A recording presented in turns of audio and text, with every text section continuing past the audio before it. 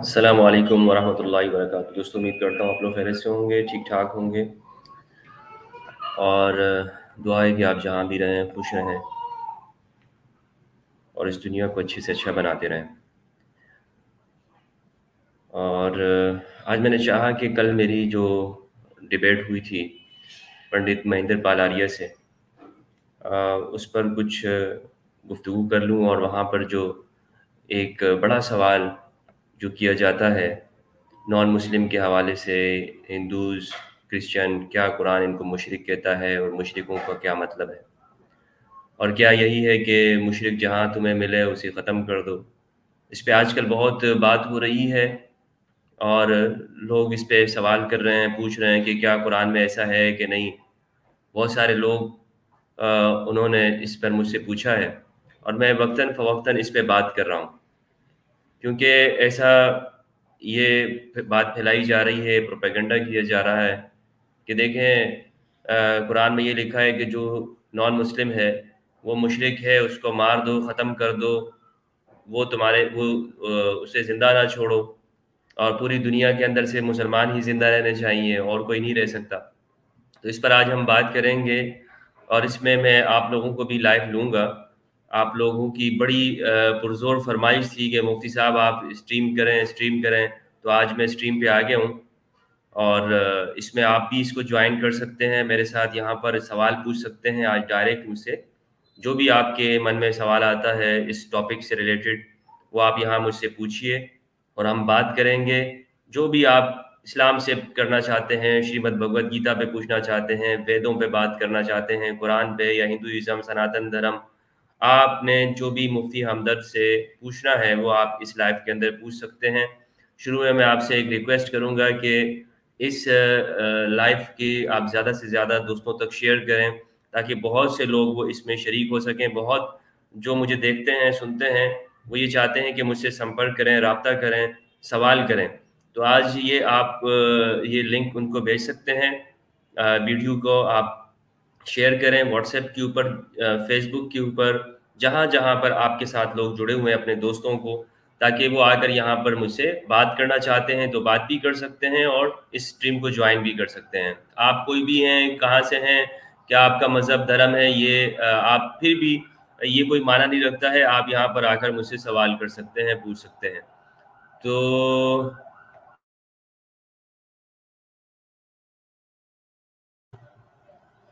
मैं ये लिंक यहाँ पर डाल रहा हूँ इसमें कमेंट्स में।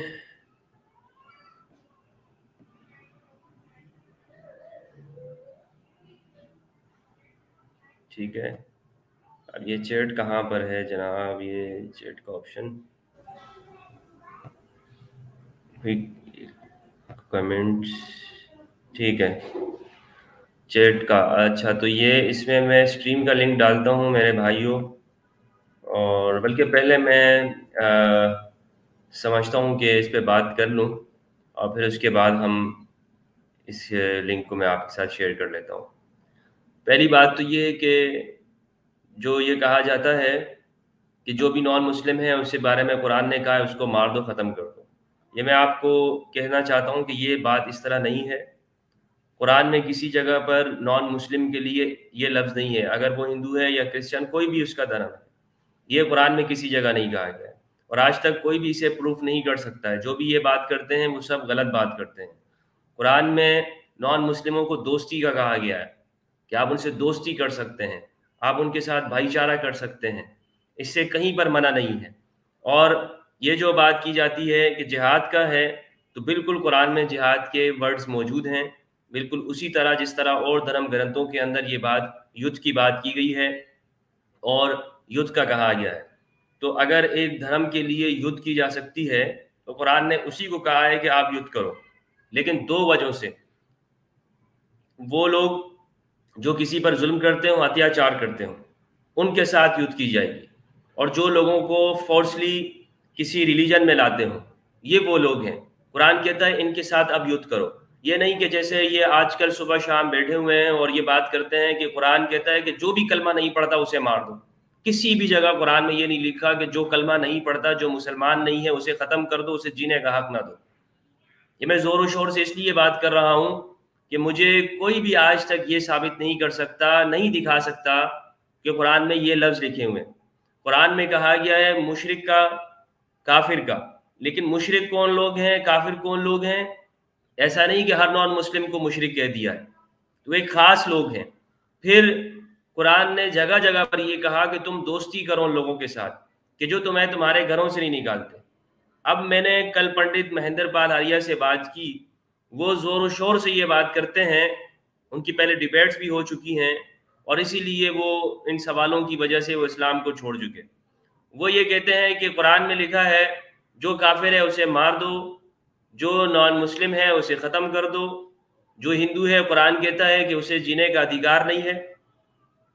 तो कल मेरी उनसे इस पे बात हुई, इसी मौजू पे महोदय पंडित महेंद्र पाल आर्या जी से, और मैंने उनसे यही ये बात की कि कुरान में ऐसा कुछ नहीं है। मैंने श्रीमद् भगवद गीता को पढ़ा है, भगवद गीता के अंदर भी ये कहा गया है, अर्जुन से कहा कि अर्जुन, श्री कृष्ण जी ने कहा कि तुम ये मत देखो कि तुम्हारे सामने अपने खड़े हैं, तुम्हारे भाई हैं, तुम्हारे सगे हैं, तुम्हारे चचा हैं, तुम्हारा उस्ताद है, तुमने इनके साथ युद्ध करना है। युद्ध करने की बात वहां पे भी की गई है।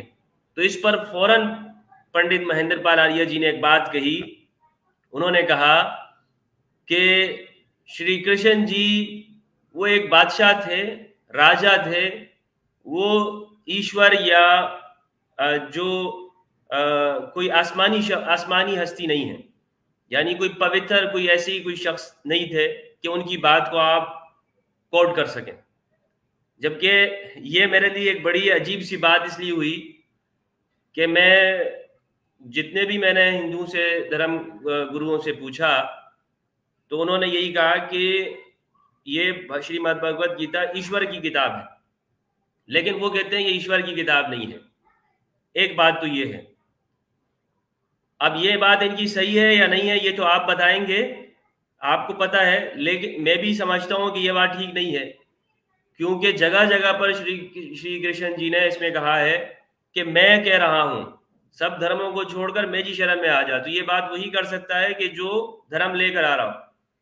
फिर ये भी कहा है श्री कृष्ण जी ने इसमें कि हर युग में जब जब मैं साधुओं की रक्षा करने और धर्म के नियमों की फिर से स्थापना करने के लिए हर युग में अवतार लेता रहूंगा, हर युग में आता रहूंगा। तो ये तो बादशाह तो नहीं कह सकता, अगर वो राजा थे किसी एक रियासत के तो वो कहते हैं कि भाई मैं हर युग में आता रहूंगा, राजा कैसे आएगा? ये तो कोई एक महत्वपूर्ण पर्सन ही कह सकता है ना, कि जो बहुत बड़ा एक पवित्र हो, वो ही बात ये कर सकता है।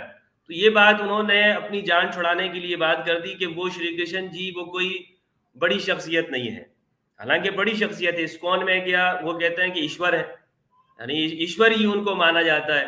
तो अब एक शख्स, ये वही बात हो गई कि मैं ना मानूं। तो मैंने उनसे ये बात कही कि क्या श्री कृष्ण जी ने ये बात नहीं की, क्या श्री राम जी ने नहीं कहा? तो आप इस जो युद्ध वहां पर हुई है उसी को यहाँ पे समझ लें। तो बात यही है। अब मुशरिक, जैसे आप यूं समझ लें कि रावण था, रावण क्या करता था? रावण तो कोई मुसलमान तो नहीं था ना, रावण उसी धर्म वाला था जिसपे श्री राम जी थे, लेकिन वो जो उसका कैरेक्टर था, उस कैरेक्टर पे एक रावण को रख दिया गया। आज दुनिया में जो भी ऐसा शख्स होता है जो लोगों को जुल्म करता है या शैतान होता है, तो उसको कह दिया जाए यार ये रावण पार्टी का आदमी है। तो बिल्कुल ये मुशरिक इसी तरह का लफ्ज इस्तेमाल हुआ है कुरान में। और इसी तरह काफिर भी, कि उस जमाने के अंदर प्रॉफिट मोहम्मद सल्लल्लाहु अलैहि वसल्लम के साथ जंगें करने वाले, उनको मुसलमानों को घरों से निकालने वाले, उनको कह दिया गया काफिर। अब उसको आप ये कहाँ पर कहा गया है कि जो हिंदू है या जो क्रिश्चियन है उनके लिए ये लफ्ज इस्तेमाल हो रहा है? तो ये मैं समझता हूँ ये अधूरा ज्ञान है, और अधूरे ज्ञान की वजह से ये सारी बातें पैदा होती हैं। बहुत सारी आयात हैं यहाँ पर मेरे पास, इसको बहुत तवील हो जाएगी बात। मैं आपको सिर्फ नंबर बताता हूँ, आप इन नंबरों को चेक कर लें, आपको इनको गूगल पे जाकर या जो भी आप इसको कंफर्म कर सकते हैं। कुरान की सूरह नंबर 2 आयत नंबर 190, सूरह नंबर 22 आयत नंबर 39, सूरह नंबर 60 आयत नंबर 8, और इसी तरह सूरह इंसान आयत नंबर 8, सूरह नंबर 2 आयत नंबर 270, इन सब को आप देख लें, दोबारा लिख लें इसे। इन सब में कहा गया है कि आपने तब जंग करना है, युद्ध करना है, जब आप पर जुल्म हुआ हो। एक मुल्हिद को, एथियस्ट को मैं सुन रहा था, वो कह रहा है कुरान में कहीं पर भी ये नहीं कहा। तो आप उन्हें ये बता सकते हैं कि कुरान की सूरह नंबर 22 आयत नंबर 39 साफ शब्दों में लिखा हुआ है कि उस वक्त मुसलमान लड़ें कि जब उन पे अत्याचार हो रहा है, जुल्म हो रहा है। अब आप मुझे बताएं ना, कोई आपके घर पे हमला करता है, कोई आके आपको लूटता है, आपके माल को लूटता है, क्या आप उसको वैसे ही छोड़ देंगे? तो ये तो श्री कृष्ण जी ने भी कहा कि नहीं, ऐसा नहीं करोगे वरना दुनिया तुम्हें बुज़दिल कहेगी। तो ये हर जगह पर है, चाहे कोई भी धर्म हो, कोई भी सोसाइटी हो, उसमें ये ये प्रिंसिपल है बेसिक कि आपकी अगर कोई आंख फोड़ता है तो आप उसको ऐसे नहीं छोड़ोगे, या आपके घर पे आता है, हमला करता है, तो आप हाथ पे हाथ रख के नहीं बैठ जाओगे। यही फलसफा मैंने कहा कि कुरान में इसको जिहाद कहा गया है, और श्रीमद् भगवत गीता के अंदर श्री कृष्ण जी ने इसे अर्जुन जी से कहा कि तुमने लड़ना है, युद्ध करना है, अपना धर्म निभाओ। ये मैंने बात थी अपनी रख दी है। इस बात के हवाले से अगर आपके जहन में कोई सवाल हो, कोई क्वेश्चन हो, ये आप मुझसे यहाँ पर लाइव में मैंने आपको साथ ये शेयर कर रहा हूँ। इस स्ट्रीम को आप ज्वाइन कर सकते हैं और ये सवाल आप यहाँ पे कर सकते हैं। दूसरा ये है कि ज़्यादा से ज़्यादा लोगों तक आप इसको ये स्ट्रीम का लिंक आप इनको भेजें ताकि वो ज्वाइन करें और हम इस पे चर्चा करें। और ये चर्चा ऐसी है कि जिससे मैं समझता हूँ बहुत सारे अगर लोगों की जो गलतफहमी है, मिसअंडरस्टैंडिंग है, वो ख़त्म हो सकती है। क्योंकि यही वो मिसअंडरस्टैंडिंग है जो हमें एक दूसरे से जुदा करती है, काटती है। इस पर हम एक दूसरे से लड़ते हैं, एक दूसरे को बुरा समझते हैं, एक दूसरे को हम ऐसे डर रहे होते हैं कि पता नहीं ये क्या हो जाएगा मेरे साथ, ये क्या कर देगा। ठीक है, तो ये सवाल हैं, सवाल करने से, ज्ञान से हम पीस की तरफ जा सकते हैं। सवाल है इसीलिए कि हम आगे सोसाइटी को अच्छे से अच्छा बना सकें। बहुत बहुत शुक्रिया। तो कौन है जनाब जो इस पे अच्छा बात करते हुए, मैं गुजारिश करूंगा आपसे कि जो भी बात कर रहा है, हमने एक दूसरे के साथ रिस्पेक्ट से बात करनी। अच्छा, कमेंट्स भी आपके लूंगा, मैं कमेंट्स भी ज़रूर लूंगा। अगर मैंने आपको लिंक भेज दिया है, जो इसको लिंक को ज्वाइन करना चाहता है ज्वाइन कीजिए। स्ट्रीम को आप ज़्यादा से ज़्यादा लोगों के साथ शेयर कीजिए।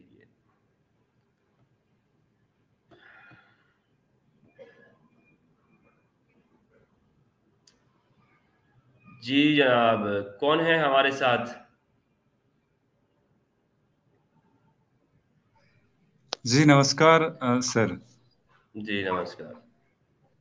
जी कौन है नमस्कार। हमारे साथ? अपना हाँ, परिचय करा लीजिएगा। कौन है हमारे साथ? अपना परिचय करा लीजिएगा। जी मेरा नाम अक्षय है।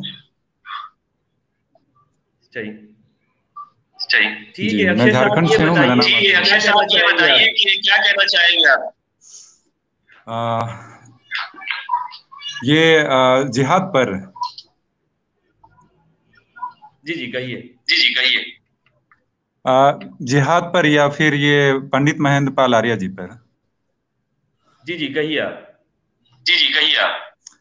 मैं ये पूछ रहा हूँ कि पंडित महेंद्र पाल आर्य जी ने जो क्लेम क्लेम किया है उस पे बोलूंगा या फिर जिहाद पर? आप बोलिए, जो मैंने अभी आप कहा है बोलिए, जो जिहाद पर, मैंने इस पे अभी आप कहा बात है कर जिहाद सकते पर, हैं। इस पे आप बात कर सकते हैं। जी आपने जो कहा जिहाद पर, वो तो हमारे धर्म में भी मौजूद है, धर्म युद्ध को लेकर के। जब फाइनल अब पूरी तरीके से जब हम लोग अब कोई दूसरा वे नहीं रहता है तो एट लास्ट क्या करेंगे, तो लड़ेंगे। जब जो एविल फोर्सेस है हमारे सारे चीज ऑक्यूपाई कर लें, कब्जा कर लें, अब कोई फायदा नहीं है कोई बिना लड़े, तब हम लोग फाइनल में जाके लड़ते हैं। और मैंने भी पढ़ा है कुरान में, तो वो तो आपने जो बताया सही बताया, लेकिन सूरह तौबा थोड़ा सा मतलब हार्टफुल होता है। मैं चाहूंगा कि आप एक दिन उस पर भी चर्चा करें। लेकिन हाँ, जो जहां तक मुझे समझ में आया कि कुरान ने काफी अच्छा आपका संदेश दिया है, आपके कहने पे हम लोग भी थोड़ा ध्यान दे रहे हैं। इसमें पाए कि जब वार हो रहा हो उस बीच में अगर किसी इंसान ने मतलब कुछ लोग अगर कहें कि पीस की बात बीच वार में भी करें, तो कुरान ने इसकी इजाजत दी है कि जो पीस उस बीच में करें तो उस बीच में आप वार को स्टॉप कर दें। और इस तरह की बातें जो है मतलब हमें अमूमन हर रिलीजन में भी देखने को मिलती है। जहां तक हमने अपने रिलीजन में देखा वहां पर भी हमें ये नजर आता है। तो मुझे नहीं लगता कहीं से भी कि कुरान या इस्लाम या कोई क्रिश्चियनिटी या कोई भी धर्म जो है जिहाद सिखाता है या वार सिखाता है, रिलीजियस वार। अनटिल जब तक आपको सताया नहीं गया हो या बहुत जरूरत से ज्यादा परेशान नहीं किया गया हो और आपकी चीजों को ऑक्यूपाई कर ले, आपको ठीक से रहने न दे, तो मैं कहूंगा कि इस पर ब्लेम करना बेकार बात है। और जहां तक कृष्ण भगवान के बारे में महेंद्र पाल आर्या जी ने कहा, उनसे तो मैं पूरी तरह से असहमत हूँ। नो डाउट कृष्ण भगवान हमारे लिए भगवान है। हाँ, ये हो सकता है कि वो मतलब स्वयं परमेश्वर ना हो, अलग बात है। या फिर ये हो सकता है कि परमेश्वर ने उनको अपना संदेश दिया और उन्होंने हम लोगों के बीच दिया, लेकिन वो एक आम इंसान थे नहीं, ऐसा नहीं है। वो हम लोगों से ज्यादा थे। स्पष्ट कह दिया गया है उनके पास 16 गुण थे जो एक भगवान के होते हैं। इसलिए जो है मैं उनसे किसी भी तरह से सहमत नहीं हूँ। जितने भी पुराने हमारे विचारक हैं, उनकी उनकी इस जो क्षमता थी, जो ह्यूमन से ऊपर थी, इसके बारे में हर लोग तारीफ करते हैं और लोग कहते हैं क्या कि उनके बराबर तो कोई इंसान हो ही नहीं सकता है। जो कल की अवतार होगा वो 21 गुण वाला होगा। तो समझिए कि इस तरीके से है, तो हम उनको जो है डिनाई नहीं करते हैं, और वो भगवान थे वाकई। अब ये हो सकता है कि योगेश्वर, उनको कहते हैं योगेश्वर, तो ह्यूमन बीइंग के तौर पे देखें तो वो योगेश्वर थे, हम लोग से ऊंचे थे, बड़े महापुरुष थे।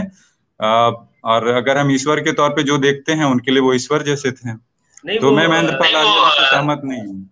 अजय जी, ये कह रहे हैं कि बिल्कुल हमारी तरह इंसान है जैसे वो इंसान। नहीं नहीं, वो हमारी तरह बिल्कुल भी इंसान नहीं थे। क्योंकि आपने जब आप उनके एक्शंस को देखेंगे तो वो पहाड़ उठा लेते हैं और फिर सूरज को ढक देते हैं। तो ये काम, और फिर उन्होंने जो शादियां की, ये सारी बातें जो है, मतलब शादियां की ऐसे नहीं कि मतलब अपने मन से शौक से कर लिया, बल्कि जब जरासंध ने 16,100 रानियों को कैद करके रख लिया था, तो वो उन सभी के पति यानी कि राजा बने। अब लोग कुछ सोच कहते हैं कि वो हस्बैंड हुए, या फिर कुछ कहते हैं कि नहीं वो उसके अधीक्षक, अधीक्षक मतलब कि उनके वो राजा हुए उनके, जो उनको रखे। क्योंकि उस दौर में लोग ना विधवा से, जो विडो होती हैं, उनसे बेवा से शादी करना मतलब गलत समझते थे कि ये शादी नहीं होगा समथिंग। तो उन्होंने जो है पनाह दी सबको। तो इस तरीके का काम जो है केवल मतलब या तो भगवान कर सकते हैं या फिर भगवान के द्वारा भेजा गया दूत। और जब हम लोग आते हैं अवतार का मीनिंग, जब हम देखते हैं डिक्शनरी में, तो अवतार का दो मतलब होता है कि भगवान का इंसान के रूप में आना, और दूसरा मतलब होता है कि किसी महात्मा का भगवान द्वारा धरती पर भेजना। तो ये दोनों मीनिंग हमें जो है दिखाई देती है। तो हम इससे बिल्कुल भी इनकार नहीं करते हैं कि कृष्णवान भगवान नहीं थे। हाँ, मे भी वो परमेश्वर ना हो, या ऐसे हमें कहीं पे मिलता है कुछ ऐसी जो स्क्रिप्चर हैं, जैसे पुराणों में हमें मिलता है कि वे श्री राम भगवान के चतुर्थांश हैं।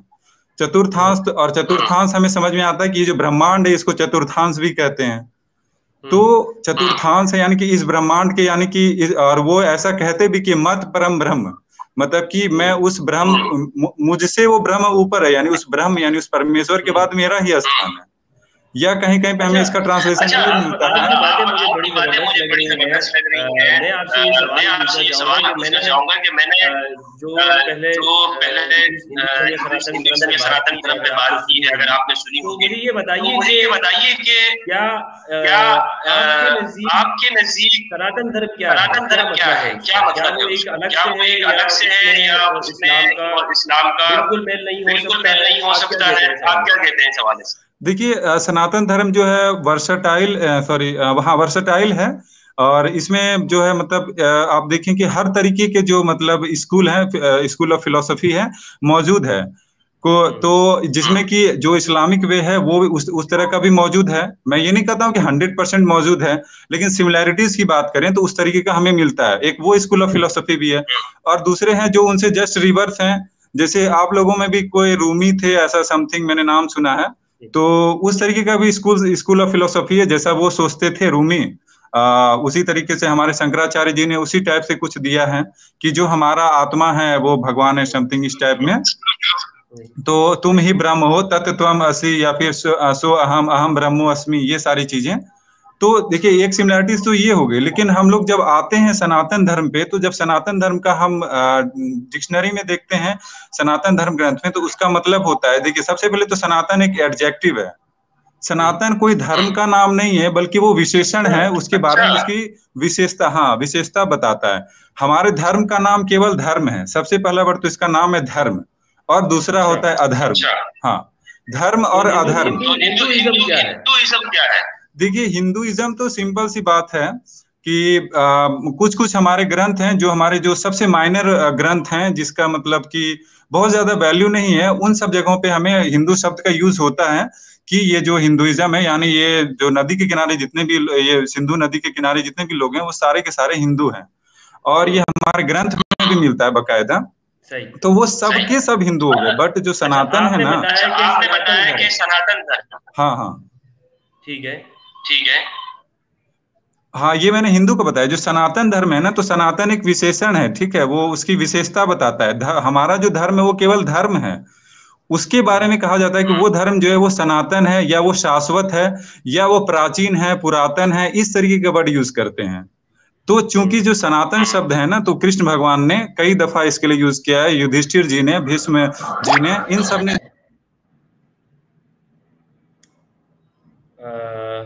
जनाब अजय साहब की जो है वो बड़े ज़बरदस्त बात कर रहे थे, बड़े ही ऐसे लग रहे थे इन्होंने बहुत नॉलेज है इनके पास सनातन धर्म की, और वो अफसोस हो कॉल कट गई। तो दोबारा अगर ज्वाइन करना चाहें अजय अजय साहब, तो आप ज्वाइन कर सकते हैं। और बता रहे थे कि ये इन्होंने मेरी यानी मेरी बात से ये सहमत हैं जो मैंने ये बात कही है, और उन्होंने भी कहा कि हमारे धर्म ग्रंथों के अंदर जो युद्ध की बात की गई है। जी जनाब अजय साहब।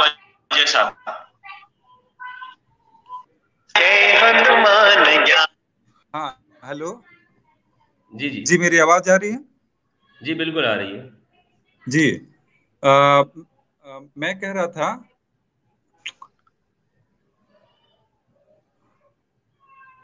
जी, मैं फरमाइए कह रहा था आप। कि सनातन का मतलब होता है इटरनल। और अगर आप देखें तो आपके भी ग्रंथों में जो है इस तरीके के कई सारे शब्द आते हैं।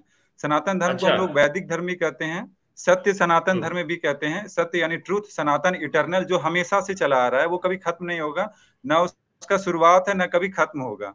हम जब सनातन का और भी अजय जी, मीनिंग आपको मेरी आवाज देखते आ रही हैं, है? तो जो आपकी आवाज मुझे आ रही है, लेकिन थोड़ी अनक्लियर आ रही है। मैं एक बार काट करके फिर से ज्वाइन करूं? नहीं नहीं, बिल्कुल चले, सही है, ठीक है, आप कहिए, लोगों को आपकी आवाज जा रही होगी, मुझे आपकी आवाज बिल्कुल साफ आ रही है।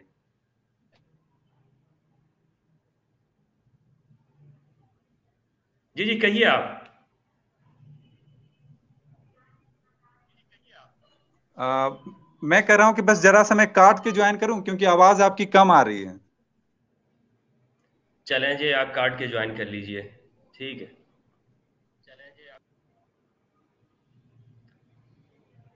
ठीक है।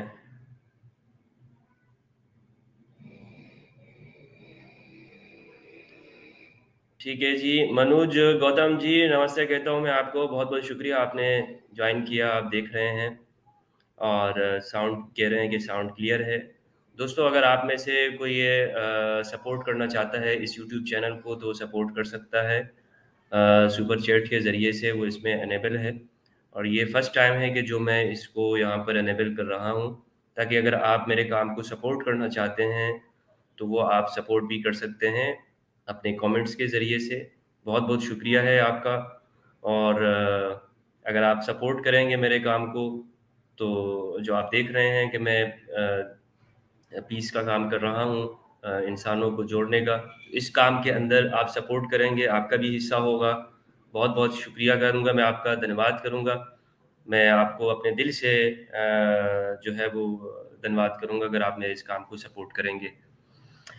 अच्छा जी, ये हमारे आ गए। देखिए सनातन धर्म के ऊपर कितनी प्यारी बातें हैं, ये बातें हमें पता ही नहीं थी, सारी बातें जो अजय साहब हमें बता रहे हैं। जी अजय साहब। हाँ जी सर, मैं बता रहा था कि जो सनातन शब्द है वो हमारे भगवान विष्णु हैं, उनके नाम का साइनोनिम्स है। साइनोनिम्स हिंदी में कहते हैं पर्यायवाची शब्द, मुझे नहीं पता उर्दू में क्या कहा जाता है। और सेम जो है भगवान शिव के नाम का भी साइनोनिमस है, और माता दुर्गा के भी नाम का, माँ सरस्वती के नाम का, माँ लक्ष्मी के नाम का, ब्रह्मा जी के नाम के, और ब्रह्म के नाम का साइनोनिम्स है। और ब्रह्म की जो है एडजेक्टिव के भी तौर पे यूज होता है, ब्रह्म के, परमेश्वर के लिए, और उनके नाम का साइनोनिमस भी है। तो उसका जो धर्म है, सनातन का जो धर्म, यानी जो विष्णु का धर्म है, जो वैष्णव धर्म है, जो शैव धर्म है, जो शाक्त धर्म है, वही सनातन धर्म है। और इस सही है। सनातन धर्म में कहीं पर भी ऐसा नहीं कहा कि जो है कृष्ण भगवान हमारे भगवान नहीं अर्था या राम भगवान नहीं है, वो आम आदमी थे। बिल्कुल नहीं, वो आम आदमी नहीं है, वो हमसे बेहतर है, वो हमसे ज्यादा पावरफुल इंसान थे, सुपर तो ह्यूमन, ये महामानव। पंडित महेंद्र पाल आर्य जो कह रहे हैं, वो कहाँ से कह रहे हैं? जी देखिए, हमारे यहाँ सिक्स स्कूल ऑफ फिलोसफी है, और उनकी जो स्कूल ऑफ फिलोसफी है वो थोड़ा बहुत मैच करती है सांख्य स्कूल से, थोड़ा बहुत। मैं ये नहीं कहता हूँ 100%। वो लोग मानते हैं कि जो ईश्वर है और जो मतलब प्रकृति है और जो आत्मा है वो सनातन है। ठीक है, सनातन यानी हमेशा से, यानी ईश्वर भी हमेशा से है, और जो ये नेचर नेचर है वो भी हमेशा से है, और ये सोल जो है, रूह है, वो भी हमेशा से है। लेकिन वो मानते हैं कि ब्रह्मांड को बनाया गया। तो ये उनका एक अलग स्कूल ऑफ फिलोसफी है, वो भी एक अच्छे, मतलब मैं उनको इनकार नहीं करता हूँ उनके सोच को।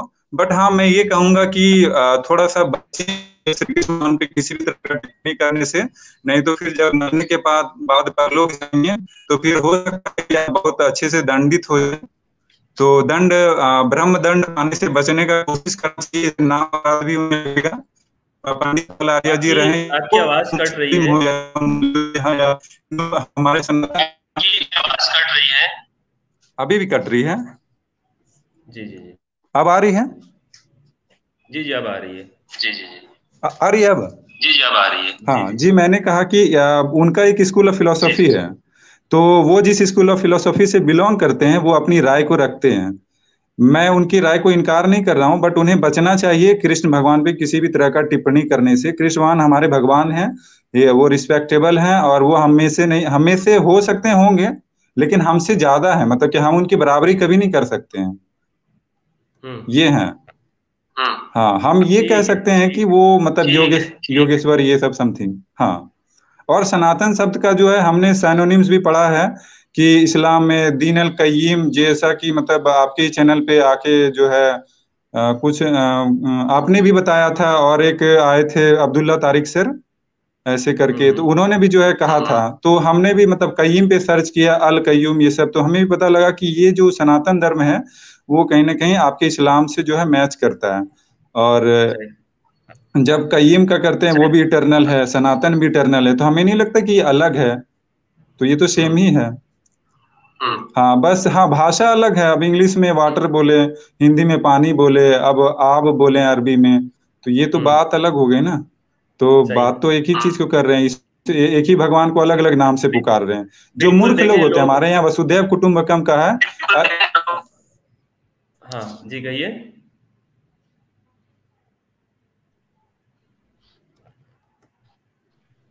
जी। लोग इस बात को लेकर आपस में लड़ाते हैं कि ये मुसलमान और हिंदू आपस में अलग अलग हैं। हाँ देखिए, लोगों के बीच जब वो किताब नहीं पढ़ेंगे, ग्रंथ से दूर हो जाएंगे, तो बेशक बिल्कुल इसमें कोई संदेह नहीं है। है कि वो हम्म। लड़ेंगे। हाँ, सही। निस्संदेह लड़ना ही जायज है। हम कहेंगे कि सबको जो है अपनी रिलीजियस बुक पढ़ें, दूसरे की भी रिलीजियस बुक पढ़ें, और अच्छे से पढ़ें। हम्म। ना तो हिंदू, ना मुस्लिम, ना सिख, ना ईसाई, कोई अलग नहीं है, सब उसी परमात्मा का बात करता है। हाँ, थोड़ा बहुत अंतर हो सकता है। अब तो देखिए, जैसे इस्लाम में भी फिरके हैं, तो शिया सुन्नी से लड़ रहे हैं, तो हमारे हिंदू में भी जो है शैव वाले वैष्णव से लड़ते हैं, वैष्णव वाले शैव से। हालांकि अब नहीं होता है, क्योंकि अब समझने लगे हैं कि शिव ही विष्णु है, विष्णु ही शिव है। क्योंकि हमारे यहाँ फिर ग्रंथ है, उसमें कह दिया कि जो इंसान शिव में और विष्णु में फर्क करेगा वो हमेशा के लिए नरक में जाएगा, वो कभी नरक से हम्म। निकाला नहीं जाएगा। तो हम्म। इसलिए क्लियर हो गया, तो लोग डरते हैं अब शिव और विष्णु को अलग करने में। तो भगवान तो हम्म। एक ही है, ईश्वर परमेश्वर एक ही है। मैं सुझाव देना चाहूंगा, सलाह तो नहीं दे सकता पंडित महेंद्र पाल आर्य साहब को, क्योंकि वो हमारे पंडित हुए, रिस्पेक्टेबल पर्सन है, रिनोन्ड पर्सन है। हम उनके खिलाफ नहीं जा सकते, लेकिन हाँ, हम उनसे रिक्वेस्ट करें कि थोड़ा आप कृष्ण भगवान पे रहम करें, भगवान के बारे में कुछ भी ऐसा ना कहें जिससे कि जो है मतलब लोगों को ठेस पहुंचे, और परलोक में आपको जो है नरक का भागीदारी बनना पड़े। तो इससे बचने का कोशिश किया जाए तो ये ज्यादा अच्छा होगा। नरक की अजय अजय जी नरक की बातें ना करें, चले रहने दें। मुझे अजीब सा लगा कि यार ये इस तरह हिंदू इस तरह कह रहे हैं, और ये इनकी अलग बात है, और ये कह रहे हैं कि वो हम जैसे बंदे थे और वो एक बादशाह थे, योगेश्वर उनका नाम था। हालांकि भगवत गीता के अंदर ही कि मैं हर युग के अंदर अवतार लूंगा। हाँ हाँ जी, वो एक्चुअल क्या है ना कि हमारे यहाँ एक लाइन है कि हरि अनंत हरि कथा अनंत। जो हमारे भगवान है ना, वो उनके अनंत गुण हैं, अनंत क्वालिटीज, इनफाइनाइट क्वालिटीज हैं। आपकी भाषा में कहें तो इनफाइनाइट सिफात, सिफात यूज शायद करते होंगे आप लोग, ऐसे सुना है मैंने। गुण गुण तो गुण इनफाइनाइट गुण कहते सिफात हैं हैं, तो उसको। इसलिए उनकी जो स्टोरीज हैं वो भी इनफाइनाइट। हाँ, उनकी जो मतलब स्टोरीज हैं वो भी इनफाइनाइट है, अनंत है, उसका कोई अंत नहीं है।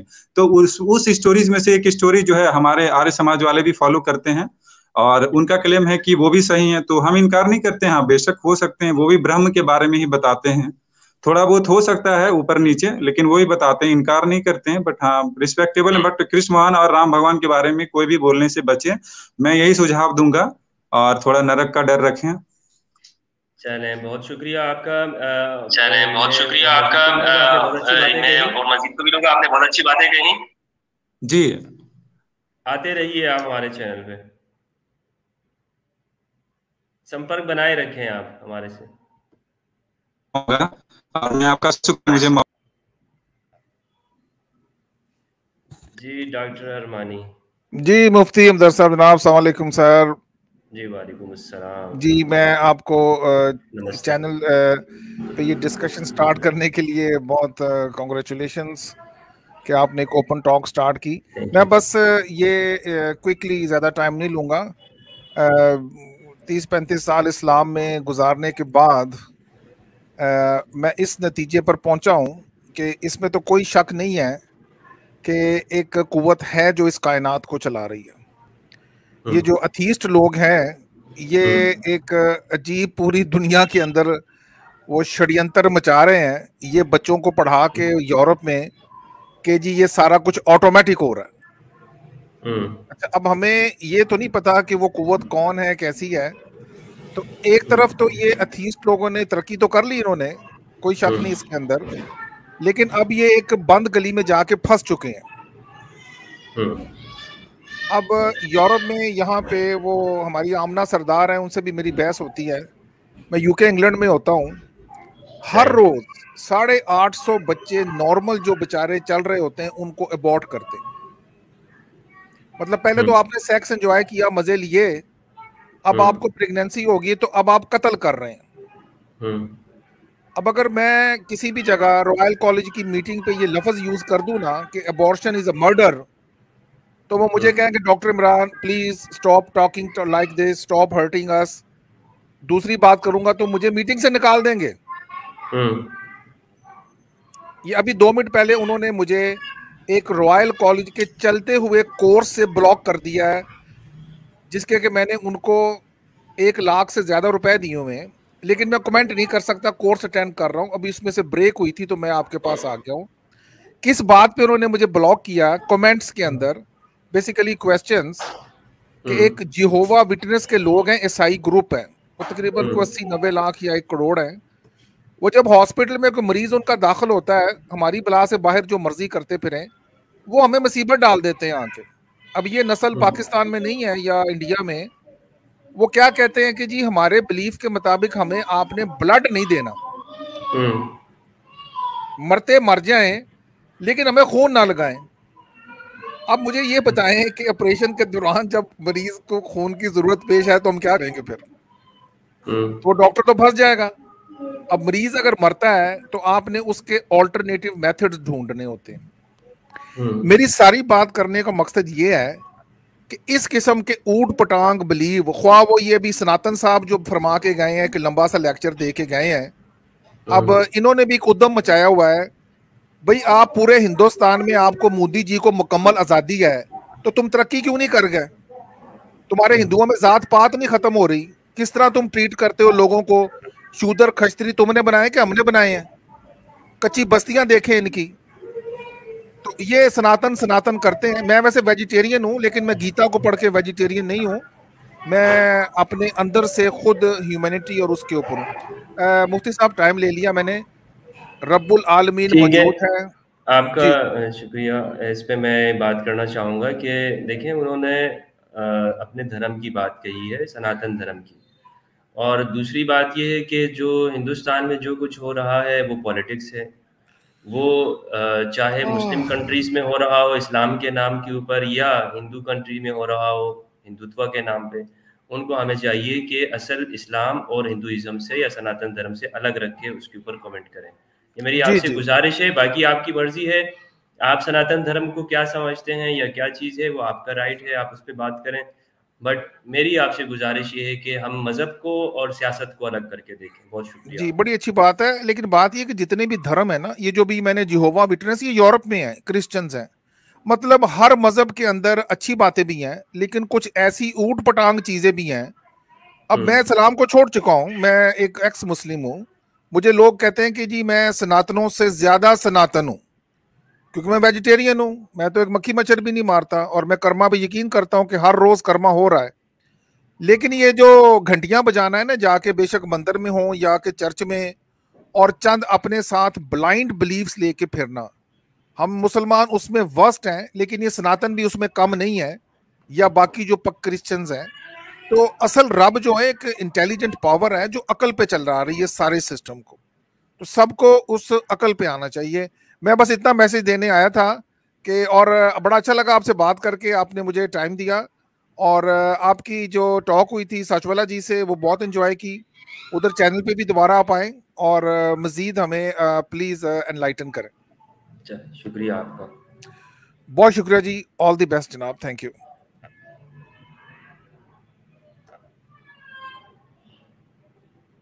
मैं गुजारिश करूंगा आप लोगों से कि मैंने हमेशा ये बात कही है कि धर्म की जो चीज़ें हैं उनको हम धर्म के हिसाब से पढ़ें, धर्म की किताबों से।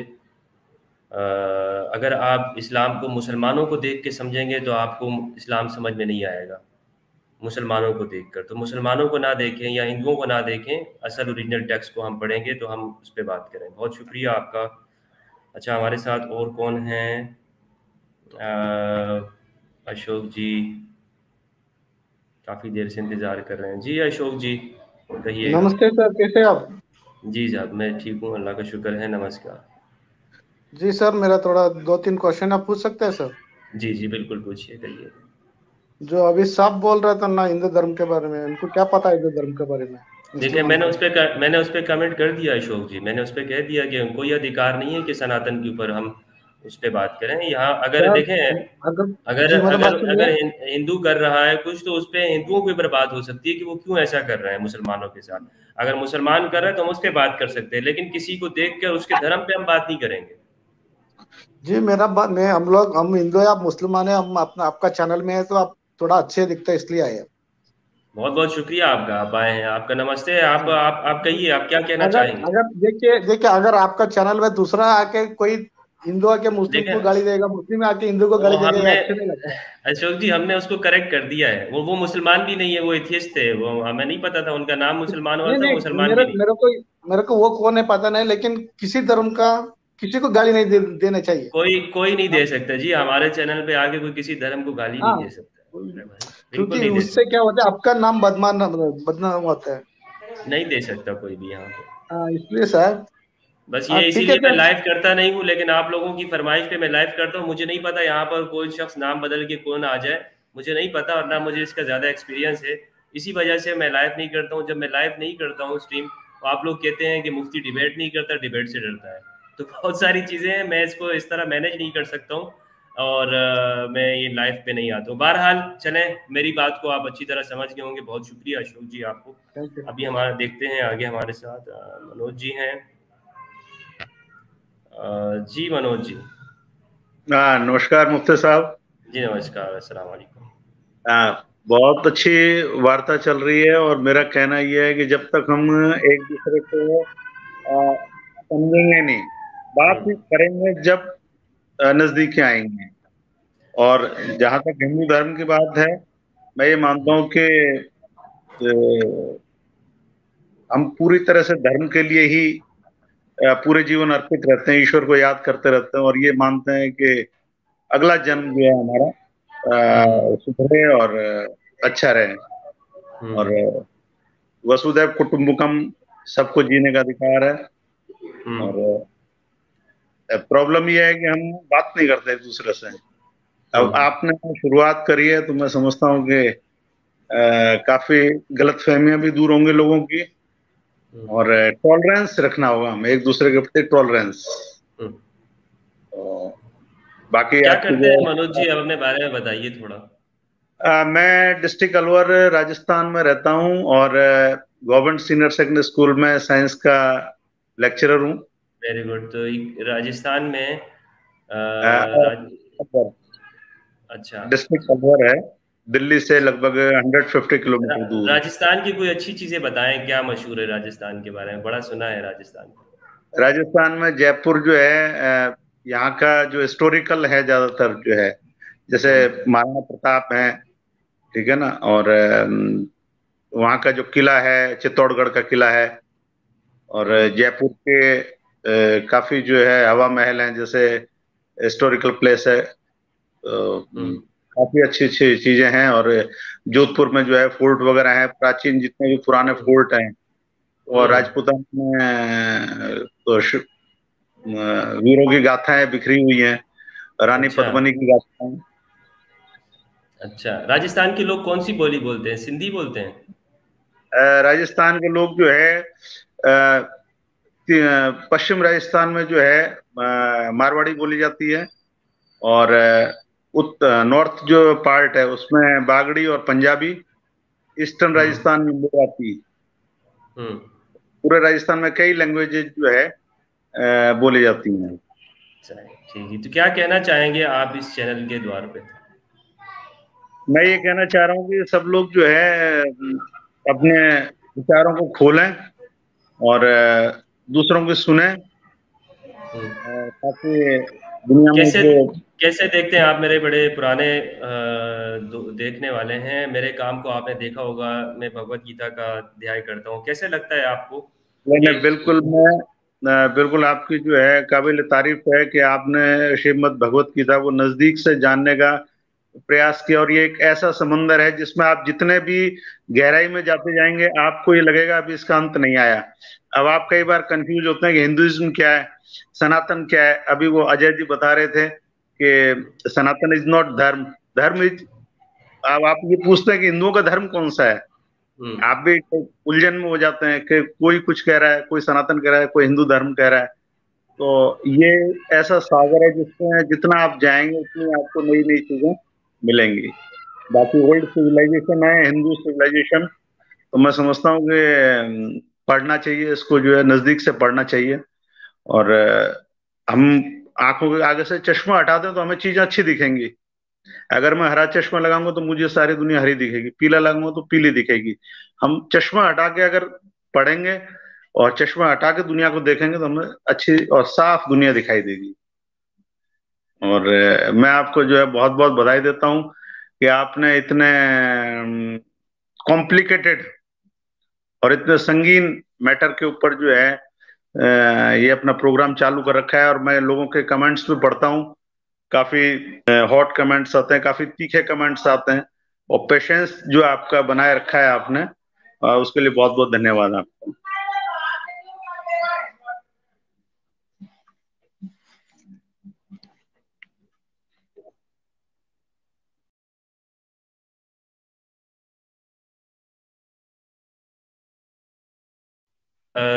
आप सुपर चैट के जरिए से दोस्तों सपोर्ट करना चाहते हैं तो सपोर्ट कर सकते हैं कमेंट बॉक्स में। बहुत शुक्रिया आपका। जी जनाब, क्या हाल है आपके? अस्सलाम वालेकुम। वालेकुम अस्सलाम। डॉक्टर क्या नाम मुफ्ती साहब, सबसे पहले तो बेहतरीन तरीन डिबेट जो मिस्टर सचवाला के साथ, एक मुर्तिद के साथ आप करके आए हो, रियली आप अप्रिशिएट करने के काबिल हो। आपके क्या नाम जो थॉट्स थे वो बड़े क्लियर थे, और वो इसीलिए तो मुर्तिद हैं। आप क्या नाम कुछ बातें मैं करना चाह रहा हूँ, वो इसीलिए तो मुर्तिद है। हमारा बिलीफ सिस्टम चलता है, हम बिलीफ सिस्टम पे यकीन करते हैं कि हमारा अल्लाह है, हमारी किताब सच्ची है, हमारे मोहम्मद सल्लल्लाहु अलैहि वसल्लम आखिरी नबी हैं, इसके बाद खत्म नबूवत है, उसके बाद किसी नबी ने नहीं आना। जब इसको झुटलाएगा तो वो मुर्तिद कहलाएगा। अच्छा, अब एक मुर्तिद जो अपने तौर पे जो क्रिश्चियन निकाल के बैठा हुआ है, तुमने क्रिश्चियन निकाले तभी तो मुर्तिद हुए हो। तुम जब मुसलमान हो गए, अच्छा कुछ हिंदुओं को भी थोड़ी गलतफहमी है कि शायद हम उनके खिलाफ हैं। ऐसा नहीं है सर, आपको भी पता है कि वहां पे हम क्या नाम क्लियर कर रहे होते हैं, बार बार ये क्लियर कर रहे होते हैं, हमारा सिर्फ एक ही एजेंडा है कि मुर्तिद की सजा सजाए मौत है। तो हम सिर्फ मुर्तिद को लेके चलते हैं और मुर्तिद के बारे में बोलते हैं। तो वहां पर एक चीज और बोलूंगा कि क्या नाम, यहाँ से ना आप प्लीज अपनी स्ट्रीम के थ्रू आप उन मुसलमानों को रोकें जो मुसलमान उनसे बहस करने जाते हैं। देखिए, मैं दर्जनों बार उनके पास गया हूँ और उधर मैंने एक ही सवाल रखा है कि तुम मुर्तिद हो और तुम्हारी सजा सजाए मौत है, और मेरे क्या नाम अल्लाह के हुक्म के मुताबिक अगर तुम कोई क्या नाम मुर्तिद मेरे सामने आता है तो मेरी मजबूरी बन जाती है, अल्लाह ने मुझे ये हुक्म दिया हुआ है कि तुम उस मुर्तिद की गर्दन उतार दो। बात यह है कि हम इस मैसेज को बिल्कुल क्लियरली रखते हैं उनके सामने, और हमने ये बेड़ा उठाया है। पाकिस्तान से हम उन मुर्तिदों को ढूंढ रहे हैं जो मुर्तिद जाके वहां पर क्या नाम अपने मुर्तिद होने का ऐलान करते हैं और अपने मुर्तिद होने के ऊपर बड़ा फख्र है। हमने तो यहाँ पे बेड़ा उठाया है सर, और हम उसके लिए बड़ा यानी कि तगो-दो कर रहे हैं, कोशिशें कर रहे हैं। एक अच्छा, ये बैठा हुआ है मुल्हिद, एक मैं छोटी सी बात और करूंगा मैं, एक मुल्हिद बैठा हुआ है, वो जो ऑस्ट्रेलिया में बैठा है, इंग्लैंड में बैठा हुआ है, हारिस मुर्तिद, जो पाकिस्तान मुल्हिद के नाम से अपना चैनल चला रहा है, और उसके साथ एक वो जो प्रोफेसर, पागल प्रोफेसर बैठा हुआ है जो अपने आप को गालिब कहता है, साइंस कहानी वाला। वो तो दोनों पाकिस्तानी हैं। अच्छा, वो पाकिस्तानी हैं, वो यहाँ से चले गए हैं, वो जिस तरह पाकिस्तान को और इस्लाम को इस्तेमाल कर रहे हैं, उन्होंने कहा कि जी मैं आपकी कंप्लेन कर दूंगा। मैं तो इंतजार कर रहा हूँ कंप्लेन करें। इनको पता नहीं है कि कंप्लेन करेंगे तो हमारी तहरीक आगे बढ़ेगी। हम तो कहते हैं, हमने तो उनको अपने टेलीफोन नंबर, अपने घर के एड्रेसेस, हमने अपने सारे ईमेल इनको ड्रॉप करके आए कि भाई कंप्लेन तो करो, तुम तो पाकिस्तानी हो, चलो इंडियन तो नहीं कर पाएंगे बेचारे, क्या कर लेंगे, मेरा जाके नरेंद्र मोदी को जाके कंप्लेन करते हैं, आई डोंट केयर। अच्छा, बात ये आ रही है कि तुम तो पाकिस्तानी हो। अच्छा, जो अभी थोड़ी देर पहले डॉक्टर अरमानी आए हुए थे इंग्लैंड से, तो डॉक्टर अरमानी भी पाकिस्तानी है, ये भी मुल्हिद हैं, ये भी मुर्तिद हैं। अच्छा, इनके पास भी मेरा टेलीफोन नंबर है। अच्छा, मैं तो यही कहता हूँ, जो मुर्तिद मेरे सामने आएगा तो मैं तो अपनी शरिया के हिसाब से चलूंगा, जो मेरी शरिया का हुक्म है मैं उसको फॉलो करूंगा। तो बात ये आ रही है कि अगर कहीं पे कोई कंप्लेन कर सकता है, मेरी करे। मैं तो चाहता हूँ कोई पाकिस्तानी मुल्हिद, हारिस मुल्हिद में या मुर्तिद में या गालिब मुर्तिद में इतनी हिम्मत है तो करो। हम तो इंतजार कर रहे हैं कोई करे, हमारी कंप्लेन करे। सबके पास हमारा टेलीफोन नंबर है, सबके पास हमारी ईमेल आईडी है, सबके पास हमारे क्या नाम घर के एड्रेसेस हैं। मैं तो सामने बैठा हुआ हूँ। खैर, मैं सर आप क्या कहना चाहते हैं, प्लीज कंटिन्यू। सर असल में ना मोहम्मद साहब, हमारी ये टॉपिक नहीं है, हमारा टॉपिक इर्तिदाद के ऊपर नहीं हो रहा। हमारा जो मौजू है वो ये है कि नॉन मुस्लिम के बारे में कुरान में क्या कहा गया है, मुर्तद के बारे में कुरान में क्या कहा गया ये नहीं है। तो इसमें हम ये चाह रहे हैं, मेरा जो काम शायद आपने देखो, मैं इंटरफेथ हारमोनी पे काम करता हूँ, तमाम मज़ाहिब की रिस्पेक्ट करता हूँ, जितने भी लोग, हर एक अपनी राय रखने के अंदर आज़ाद है, लेकिन किसी भी मज़हब की तौहीन, गुस्ताखी और ख़ास तौर पर जो दुनिया के मुसल्लमा मज़ाहिब हैं उनके ऊपर करना ये बिल्कुल ये इंसानियत के ख़िलाफ़ है और इंसानी माशरे के अमन के लिए ख़राब है। तो इसलिए जो है वो इस पे हम इसके ख़िलाफ़ हैं और बात करते हैं। ठीक है, आपसे थोड़ा सा मैं इस पे है मोहम्मद साहब, और ज़रूर जो है वो हम इस पे काम कर रहे हैं, एथियज़्म पे भी और जो इल्हाद पे भी दुनिया को, क्योंकि ये किसी के वो नहीं मानते ना, ये तो ना हिंदुइज्म को मानते हैं ना इस्लाम को मानते हैं, इनका तो कोई धर्म नहीं है, ये तो किसी पे भी नहीं चलते हैं। लेकिन हमारा जो टॉपिक है वो है कि दुनिया में अमन कैसे हम ला सकते हैं और हिंदू मुस्लिम दूरी को कैसे कम कर सकते हैं, लोगों को किस तरह से हम करीब कर सकते हैं।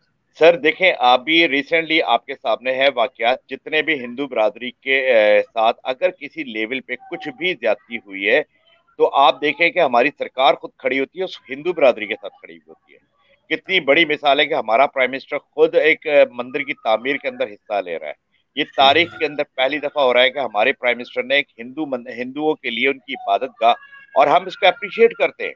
हम इसको अप्रिशिएट करते हैं कि अगर यहाँ पे हिंदू हैं तो उनको अपने धर्म के अंदर रहते हुए अपनी इबादत का बिल्कुल 100% हक हासिल है। मैंने इसी स्ट्रीम के अंदर, यानी कि सॉरी, मैंने वहां पे मुलिदों की स्ट्रीम के अंदर जाके बोला था कि मेरे पड़ोस में अगर एक हिंदू बैठा हुआ है, वो या कोई नॉन मुस्लिम बैठा हुआ है, वो अपने घर के अंदर इबादत कर रहा है, तो मेरे पास यहाँ पे पाकिस्तान में राइट्स ही नहीं है कि मैं उसको जाके मना करूं। यहाँ पे तो हम लोग, और हम इवन ये कि हम इसको अप्रिशिएट करते हैं कि भाई जो कुछ कर रहा है तू अपनी इबादत कर रहा है और अपने बंद कमरे में कर रहा है, हमें इसके ऊपर कोई एतराज नहीं है। तो कहने का मकसद ये है कि क्या नाम, यहाँ पे तो चीजें हम लोग तो बहुत इस बात को अप्रिशिएट करते हैं, मगर हमारी जो अप्रिसिएशन वाली बात को नेगेटिव दिखा के बताया जा रहा होता है। कोई एक हादसा हो जाए तो यहाँ पर उसको बढ़ा चढ़ा के दुनिया में दिखाया जा रहा होता है। जैसे अभी पिछले दिनों एक रहीमिया खान के मंदिर, तो वहां पे यकीन माने मेरे को, जब पे मंदिर की तामीर के लिए जिन मुसलमानों से जिन्होंने नुकसान पहुंचाया था उस मंदिर को, तो उसी मुसलमानों से ही यानी कि क्या नाम, पैसे इकट्ठे करके उनकी जायदादें बेच के उस मंदिर की तामीर की गई। और हमने 100% उसकी यानी कि तायद की कि बिल्कुल ठीक करा है सरकार ने। ये सुप्रीम कोर्ट के ऑर्डर थे हमारे। और वहां पे जो दूसरे मुसलमान थे जिन्होंने, जिनका इस वाक्य से कोई लेना देना था, उनका दिल दुखा और उन्होंने खुद से जाके वहां पे जो कमी बेशी थी वो खुद अपने पैसों से पूरी करी। तो मैं ये कहता हूँ कि हमारा सोच कुछ और है, हम लोग किसी और तरीके से सोचते हैं, हम लोग अपने मिनोरिटीज को बहुत रिस्पेक्ट देते हैं और हम उनको उनकी खुशी गमी में उनके साथ खड़े हुए होते हैं। मगर बिल्कुल यहाँ बिल्कुल पर हमारा जो इमेज बिल्कुल। दिया जा रहा है मार्केट वो के अंदर, मुसलमान सॉरी, नहीं दुनिया है, के अंदर। वो मुसलमान नहीं है कि जिससे कोई शख्स डरता हो, खौफ करता हो, वो मुसलमान ही नहीं हो सकता। मुसलमान का सर मतलब ही वो है कि नेवर। जिसमें दूसरा शख्स भरोसा करे, ट्रस्ट करे और उसकी जान और माल महफूज हो। मोहम्मद साहब बहुत सर बहुत मैं शुक्रिया। आपको, सर 1 मिनट और लूंगा। सर मैं 1 मिनट और लूंगा। मैं ये चाहूंगा कि आप अपनी स्ट्रीम रखो, बिल्कुल जारी रखो, वरना हम तो अपनी डिजिटल स्टूडियो के लिए वर्क कर रहे हैं। हम अपना डिजिटल स्टूडियो बना के हम अपने जो मुर्तिद लोग हैं उनको हम काउंटर देने के लिए एक स्ट्रांगली, तो डॉक्टर साहब, सॉरी कह रहा मुफ्ती साहब, मैं आपसे ये रिक्वेस्ट करूंगा कि आप अपनी स्ट्रीम का ठीक एक हिस्सा इन मुर्तदों को जरूर नाम दें, प्लीज। जी जी, बहुत शुक्रिया आपका, बहुत शुक्रिया।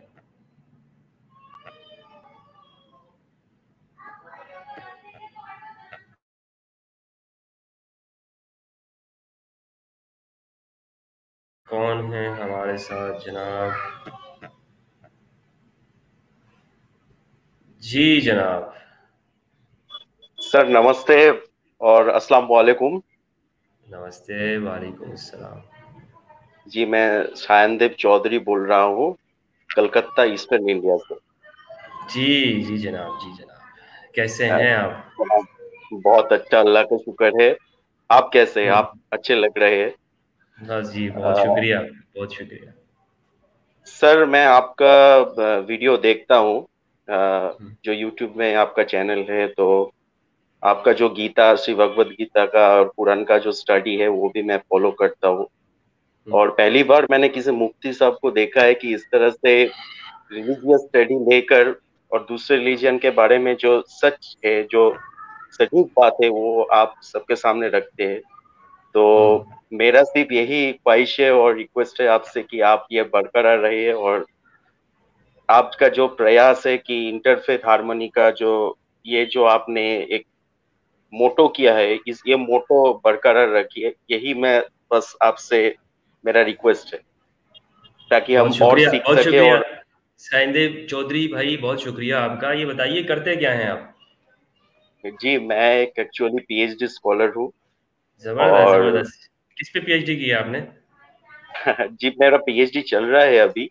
मेरा अच्छा अच्छा, actually human physiology, medical physiology में पीएचडी कर रहा हूँ मैं। जबरदस्त चिंता जबरदस्त। नहीं।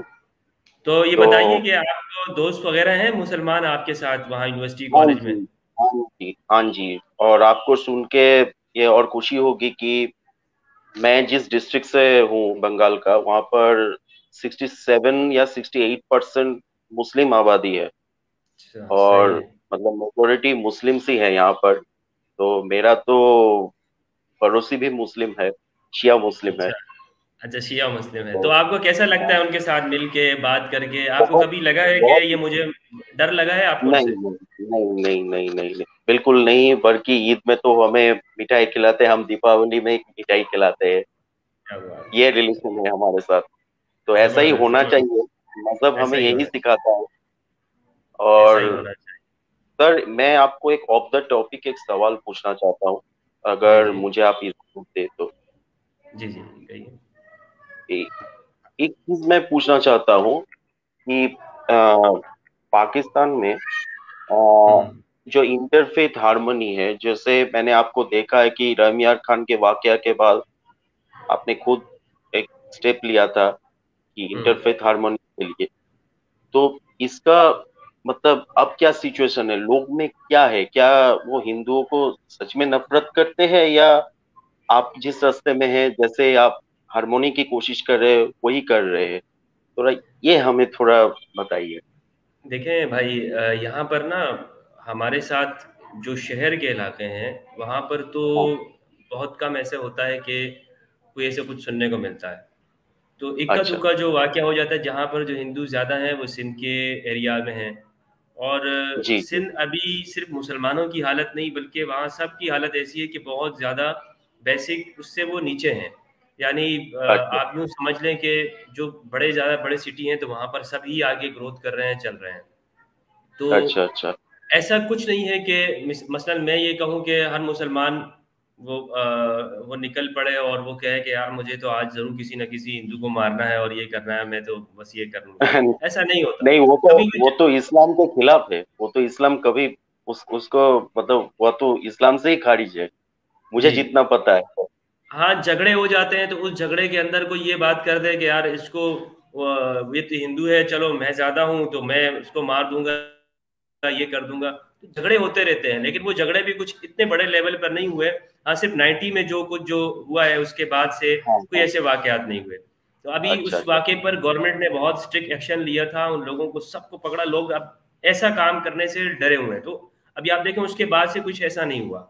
इंक्लूडिंग मैंने ये भी सुना है कि जो चीफ जस्टिस ऑफ पाकिस्तान है, हुँ, गुलजार हुँ। अहमद साहब, तो जी, जी, जी। उन्होंने भी बहुत एक स्ट्रॉन्ग एक्शन लिया था कि ऐसा बिल्कुल भी नहीं होना चाहिए। तो जी, जी, जी। वो भी सुन के बहुत अच्छा लगा। प्राइम मिनिस्टर साहब का भी जो रिएक्शन आया वो भी काफिले तारीफदार थी। तो हम यही ख्वाहिश करेंगे कि हमारे अंदर जो दूरी है, जो भेदभाव है, वो जल्दी से जल्दी निप जाए और हम एक सिविलाइज लोगों की तरह गुजारे कि कौन मुस्लिम है, कौन हिंदू है, कौन ईसाई है, इसमें ना बढ़कर हम अमन और शांति के लिए काम करें, जिसके लिए हमें इस दुनिया में भेजा गया है, ताकि बहुत इंसानों की शुक्रिया, तरह हम रखे। बहुत शुक्रिया, बहुत शुक्रिया। आपने बड़ी अच्छी बातें कही। आपसे मिलके बहुत अच्छा लगा, बहुत अच्छा लगा। बहुत प्यारी बातें आपने की। सानदेव चौधरी भाई, जी परवरदिगार आपको जी खुश रखे, आप सही रहें और आप इस दुनिया की अच्छी सेवा करते रहें। अपने जी माता-पिता जी की करते रहें, उनकी दुआएँ लेते रहें। जी मुझे जी आपसे जी मिलके जी। बहुत अच्छा लगा। सर, मुझे भी चलिए, आपसे मिलकर बहुत अच्छा लगा। आपको भी धन्यवाद कि आपने मुझे मौका दिया यहाँ पर बोलने के लिए। अरे जी, और अरे आप जी, भी अरे जी। क्या बात है खुश आपकी, क्या रहिए। बात है। खुदा खुश हाफिज रहिए, सर, खुश खुदा रहिए। हाफिज। खुदा हाफ़िज़, खुश रहिए आप। खुश रहिए, खुश रहिए। जी, रज़ा साहब। अस्सलाम वालेकुम मुफ्ती फजल हमदर्द साहब। वालेकुम अस्सलाम व रहमतुल्लाहि व बरकातहू। Thank you. मैं आपसे बात बहुत दिनों से करना चाहता था, इंस्टाग्राम पर मैसेज कर रहा था और फाइनली आपसे बात करने को मिल गई। इसके लिए बहुत बहुत शुक्रिया। जी, बहुत-बहुत शुक्रिया आपका। मैं इंडिया से हूँ, लखनऊ से, और मुस्लिम हूँ। अच्छा। नाम को लेके कोई इतना कंफ्यूज ना हो, माँ बाप ने रखा है नाम। अब जब फवाद चौधरी हो सकता है, नजाम सेठी हो सकता है पाकिस्तान में, तो इंडिया में सागर हो नहीं सकता क्या नाम मुसलमान का? तो अब मैं नहीं, नहीं, आप मुझसे कुछ पूछना चाहेंगे? सागर तो बड़े-बड़े मुसलमान गुज़रे हैं। सागर नाम तो रखते हैं। आप मुझसे कुछ रामायण या महाभारत का कुछ पूछना चाहते हैं? मैंने क्योंकि वो स्टडी की है, या फिर मैं आपको बता दूं कि जो लोग आप कुछ पूछना चाहते हैं, या फिर मैं आपसे कुछ पूछ लूं? नहीं, नहीं, आप कहिए। हमारा तो आज टॉपिक ये है कि मैंने शुरू में बात कही, नॉन मुस्लिम इन कुरान, कि कुरान में नॉन मुस्लिम के बारे में क्या कहा गया है। तो अभी आप बताइए जो आप क्या मोहम्मद कहना साहब आए चाहते हैं? थे, अब मैं उन पे तो हंस रहा था। मैं मतलब कि उन्होंने आके वही कर दिया काम, अपनी स्टुपिडिटी दिखा दी। अब मैं उनको कुछ बोल नहीं सकता क्योंकि उन्होंने अपनी स्टुपिडिटी दिखाया। उन्होंने लगता है सूरह अल बकरा पढ़ा नहीं है कुरान का, जिसमें अल्लाह ताला क्लियरली बताता है कि मैं अग्रेसर से नफरत करता हूँ। तो अब मैं वो पूरे अग्रेसर्स की बात कर रहे हैं, उससे डिफेंस में लड़ने को कहता है इस्लाम। तो अब हम क्या करें इनका? अब उस पर तो हम कुछ कर नहीं सकते। अब हमारे सूरह अल बकरा में पहले ही बताया है कि हमसे ऐसे लोग निकलेंगे जिनको दीन ईमान की स्क्रिप्चर्स की नॉलेज नहीं होगी, वो अपने कंजेक्चर्स बना लेंगे, मतलब अपने ख्याली पुलाव बना लेंगे। ये बिल्कुल वैसे इंसान है। तो हमारा कुरान तो सही साबित हो रहा है, अब हमसे ही ऐसे लोग निकल रहे हैं। ऐसे हिंदू से निकलते हैं, क्रिश्चियन से निकलते हैं, सब धर्मों से निकलते हैं। तो लेकिन अब कुछ हो नहीं सकता। अब उसको देख के, वो देख के लोग कमेंट्स में पागल हो गए हैं। अब उसका कुछ कर नहीं सकते हम। चलिए अब क्या करें। हजरत अली ने तो कहा ही है कि जाहिलों से डिबेट ना करो, तो अब हम उनसे डिबेट करना भी नहीं चाहते हैं इस मामले पे। वो समझते हैं ठीक है, मुल्लिदों पे जुल्म करना तो ठीक है, जबकि अग्रेसर से नफरत कहा गया है।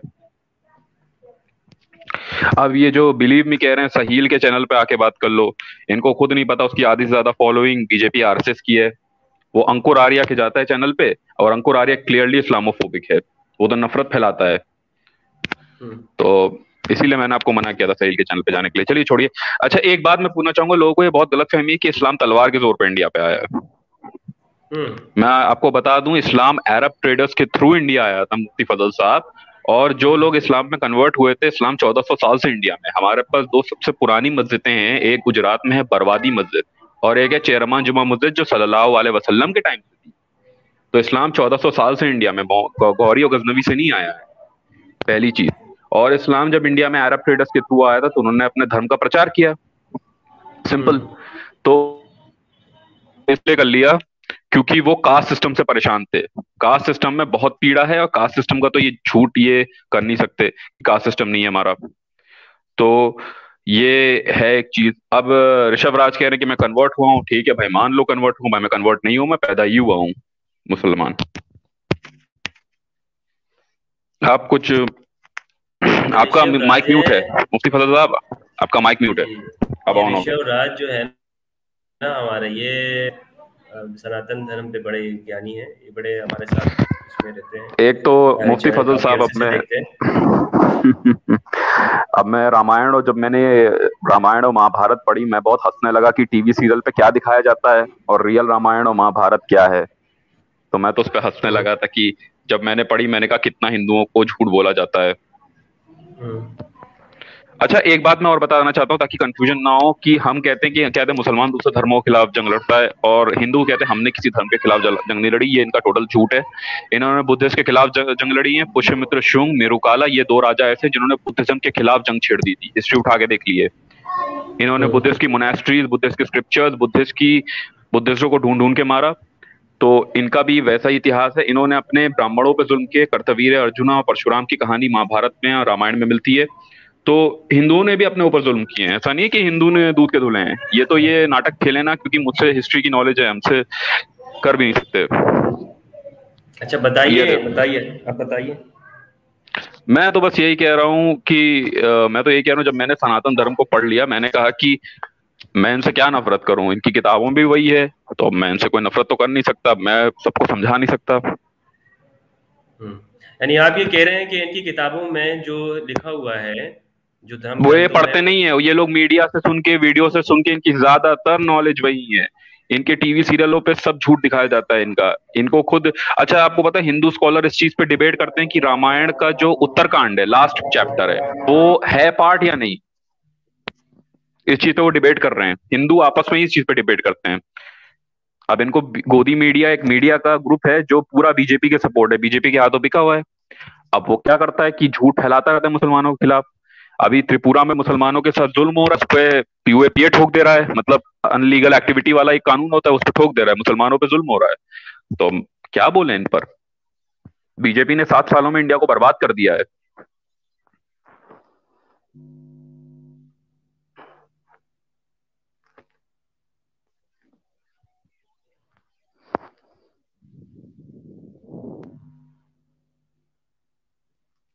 आप लैंग्वेज देखिए इनकी कैसी है। मनीष पवहेकर साहब, आपकी लैंग्वेज देखिए कैसी है। अब जब सच्चाई आपको देखो, अभी इस्लामोफोबिया, इस्लाम पे बात करो तो चुप रहते हो।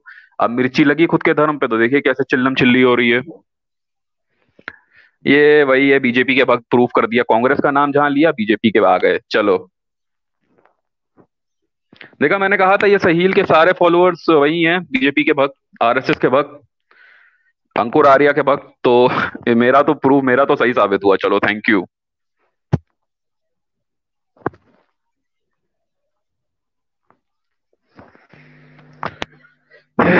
रिलीजन के बारे पर बात ही कर लो।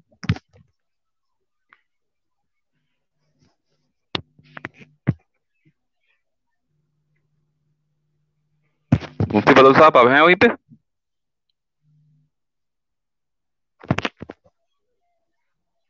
आपका माइक म्यूट है।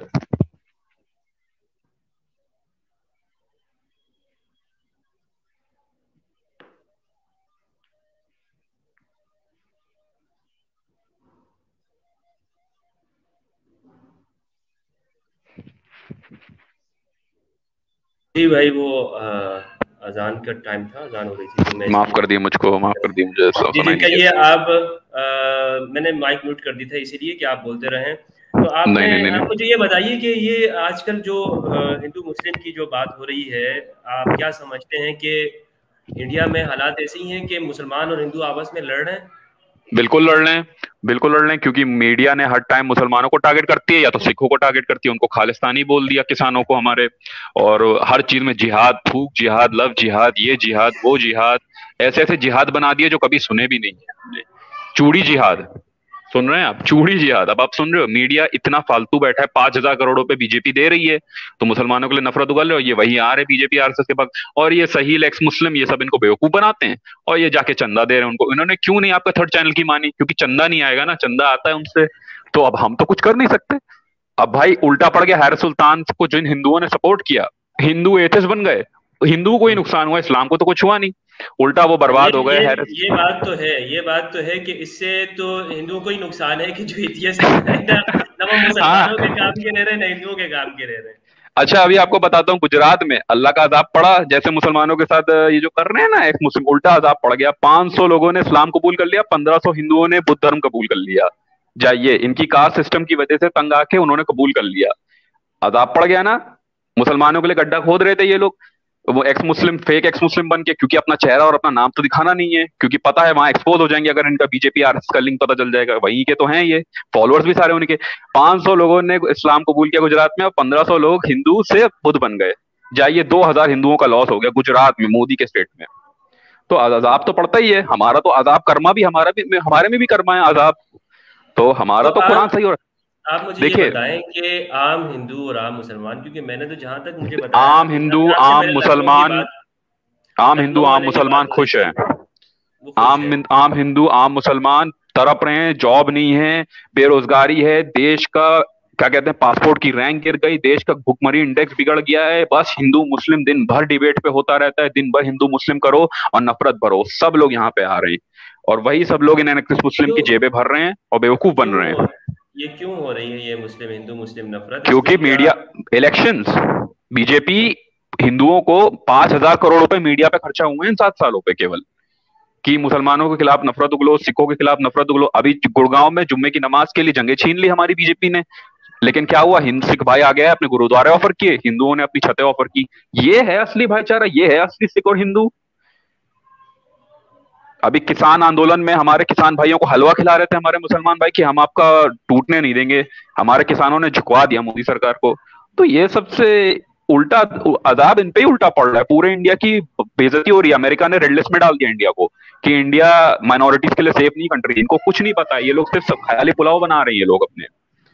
अब इनसे हम चाहे जितनी बहस कर ले, मुजोरी आ गई है, सहील के पास मुजोरी थी, जब आप बंद कर रहे थे मुंह सच वाला का, देखा था कैसे इंटरप्ट कर रहा था, बीच में इंटरप्ट कर रहा था, तो इसीलिए कह रहा था न्यूट्रल नहीं है हमारा, न्यूट्रल नहीं, बीजेपी आरएसएस के भक्त है तुम्हारे चैनल पे सब। चलो सागर जी, आपने बात की अभी, और देखते हैं कि अभी हमारे साथ और कौन है। इजाजत चाहूँगा आपसे, मेरे पास थोड़ा, ठीक है, बहुत शुक्रिया, बहुत शुक्रिया जी। अस्सलाम वालेकुम। अस्सलाम वालेकुम जी, वालेकुम सलाम। जी अरमान साहब, क्या कहना चाहेंगे, आप कहाँ से बात कर रहे हैं? जी मैं इंडिया से, न्यू दिल्ली से। जी, क्या हाल है, न्यू दिल्ली की क्या हालत है? अल्हम्दुलिल्लाह सब खैरियत है, बस पॉल्यूशन थोड़ा ज़्यादा है यहाँ पे, और बाकी सब हालात ठीक है माशाल्लाह। और चला मैंने ठीक है। आपका चैनल काफी टाइम पहले देखा था जब मैं हिंदुइज्म के बारे में सर्च कर रहा था, वेदास में क्या लिखा है। जैसे जाकिर नायक के थ्रू मुझे पता लगा था सबसे पहले। तो उन्होंने, मैं भी सरप्राइज हो गया था कि वेदा में लिखा है कि भगवान एक है, और उसमें भी लिखा है कि बुत परस्ती गलत है करना। और मुझे भी बहुत ही अमेजिंग लगा था। फिर मैंने धीरे धीरे सर्च किया तो आपका चैनल सामने आया, और देखा कि आप बहुत डिटेल में पढ़ते हैं वेदास को। इतने डिटेल में मैंने किसी हिंदू को भी नहीं देखा पढ़ते हुए। तो मुझे, मेरे पास कुछ क्वेश्चंस भी हैं लेकिन फिर भी डाउट है।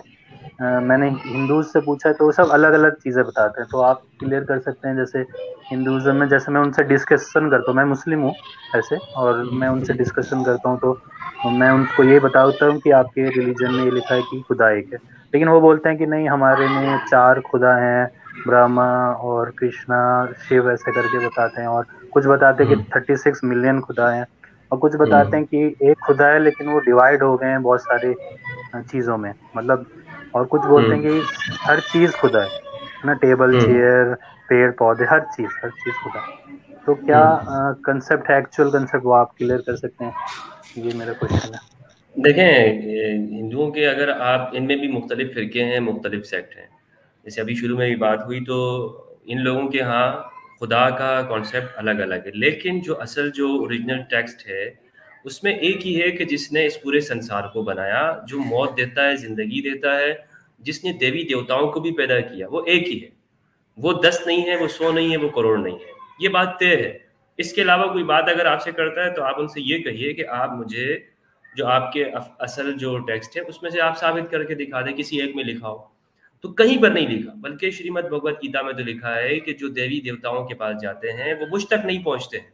मुझ तक पहुंचने के लिए यही है, मुझ कृष्णा का रास्ता है।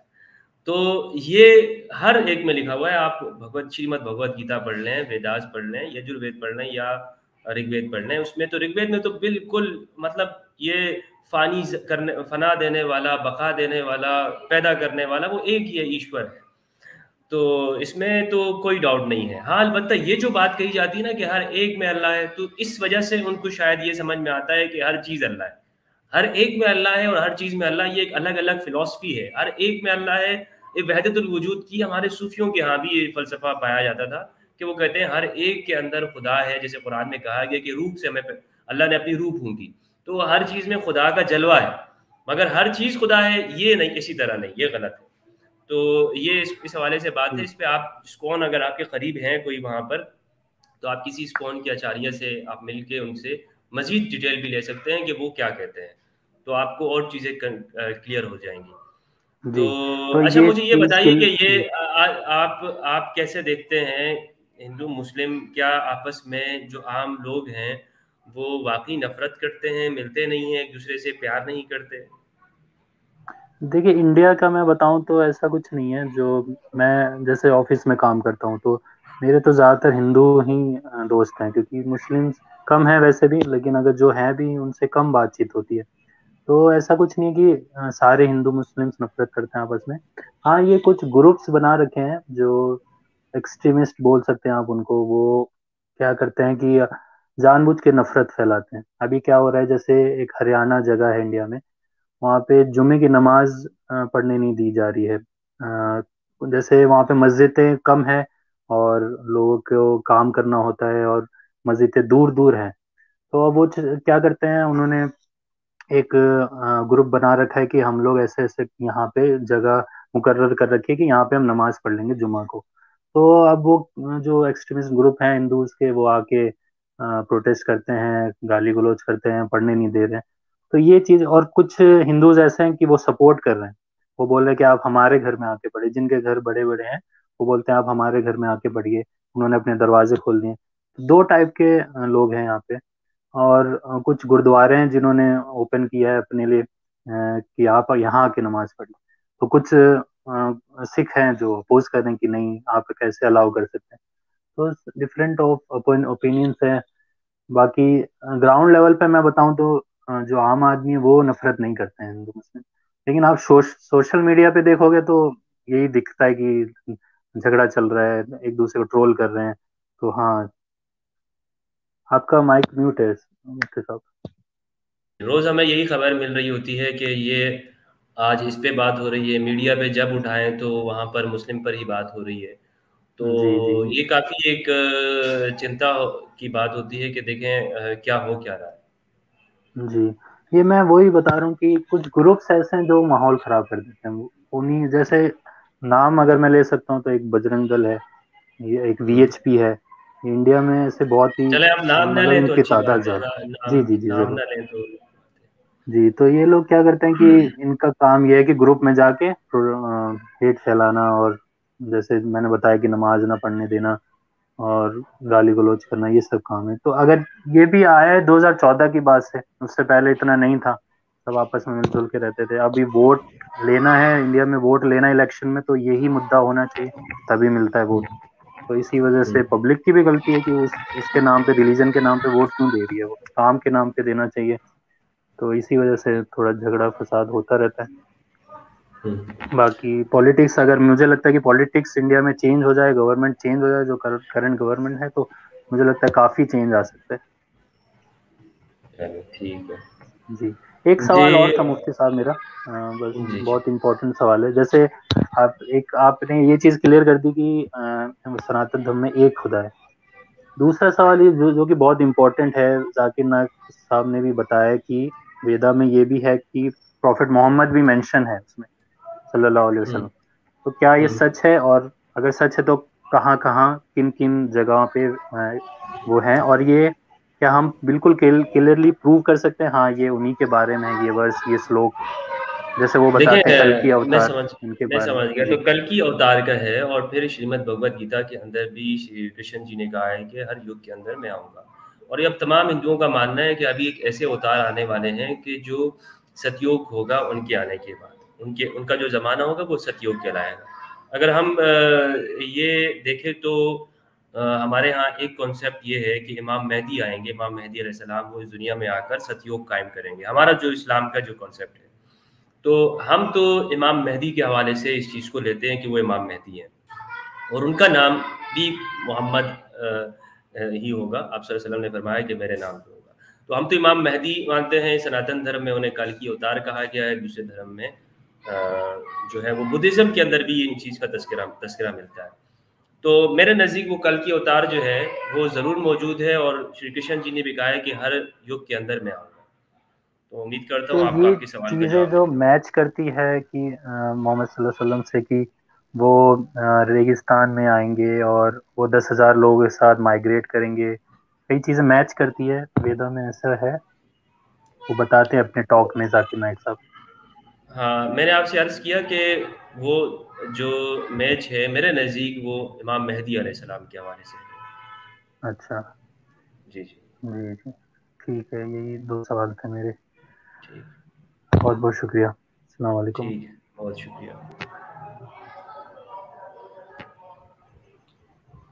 जी अजय करंदा जी। हेलो जी हेलो। आवाज आ रही है सर मेरा? जी बिल्कुल आवाज़ आ रही है। हाँ। देखिए सर, मेरा एक सवाल है आपसे कि जितने भी हिस्ट्री में बड़े शख्सियत गुजरे, जैसे कि समझ लीजिएगा अलेक्जेंडर द ग्रेट जिसे कहते हैं, वो हर कंट्री में उसकी हिस्ट्री मौजूद है। या जो अगर कोई शख्सियत हुआ है, बड़ी शख्सियत हुई है, तो उसका आजू बाजू के प्रदेश की हिस्ट्री में मिलता है।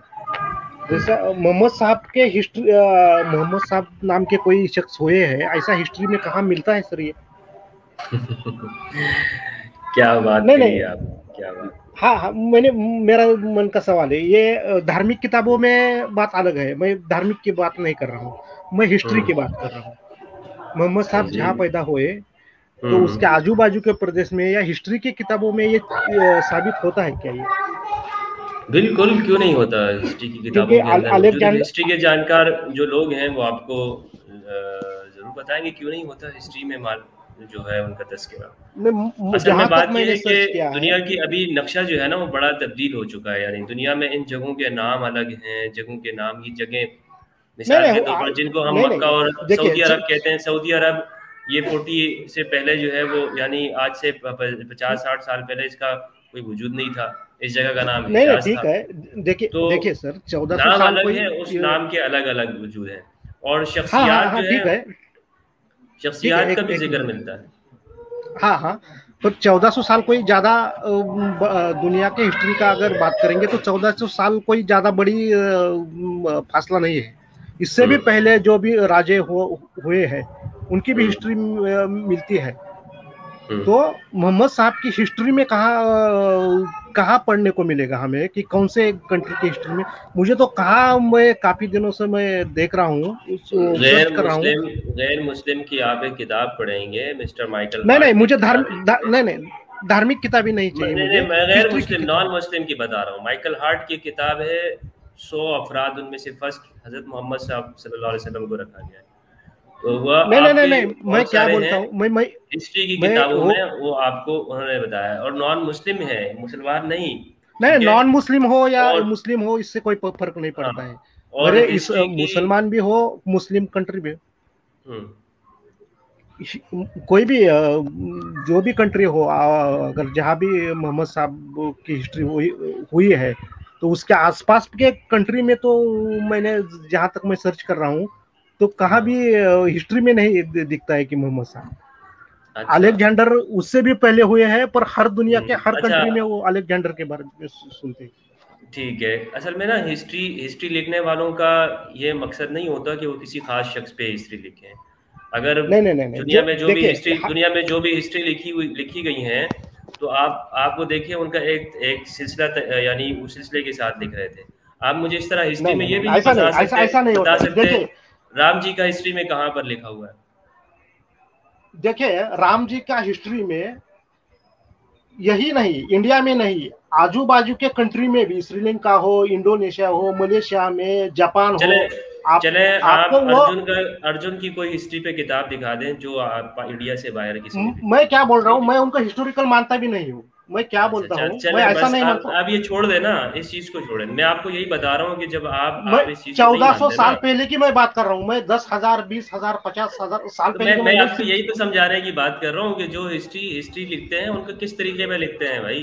अरे साहब, हिस्ट्री लिखने वालों का जो अंदाज है, लिखने का जो तरीका है, मिसाल के तौर पर अभी आप देखें कि क्या आप दुनिया को इस चीज को मानते हैं कि नहीं मानते कि क्रूसेड वार हुई हैं? क्या आप ये मानते हैं कि नहीं मानते कि आप फिलिप के हिटी की तारीख अरब देख लें, हिस्ट्री ऑफ अरेबिया लिखी हुई है। फिलिप के हिटी ने लिखी है, हिस्ट्री की किताबें हैं। ठीक है, गूगल पे सर्च कर लें हिस्ट्री ऑफ अरेबिया। हाँ, वही मैं पूछ रहा हूँ कि कोई तो हजारों किताबें लिखी हुई है। हाँ, बिल्कुल जहाँ पे मोहम्मद साहब का जिक्र हो, मैं बस मुझे वही हिस्ट्री की किताब पढ़ना है।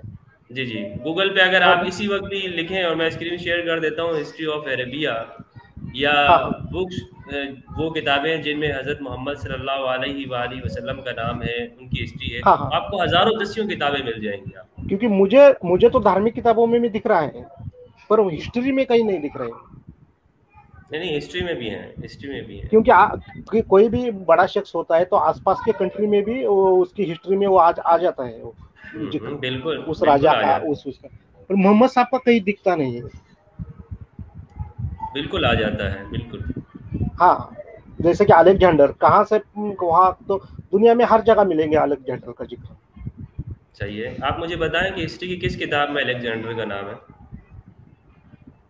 देखिए, ये अगर आप किस किताब में तो मुझे नहीं पता, हमें जो इतिहास सिखाते हैं, आपने सुना है, अभी आपने सिर्फ सुना है, आपने नहीं, मोहम्मद सल्लल्लाहु अलैहि वसल्लम का नहीं है। मैं आपको बता रहा हूँ, आपने किताब नहीं पढ़ी है। अजय, आप मुझे किताब का नाम बता दें, किस किताब में आपने अलेक्जेंडर का पढ़ा है?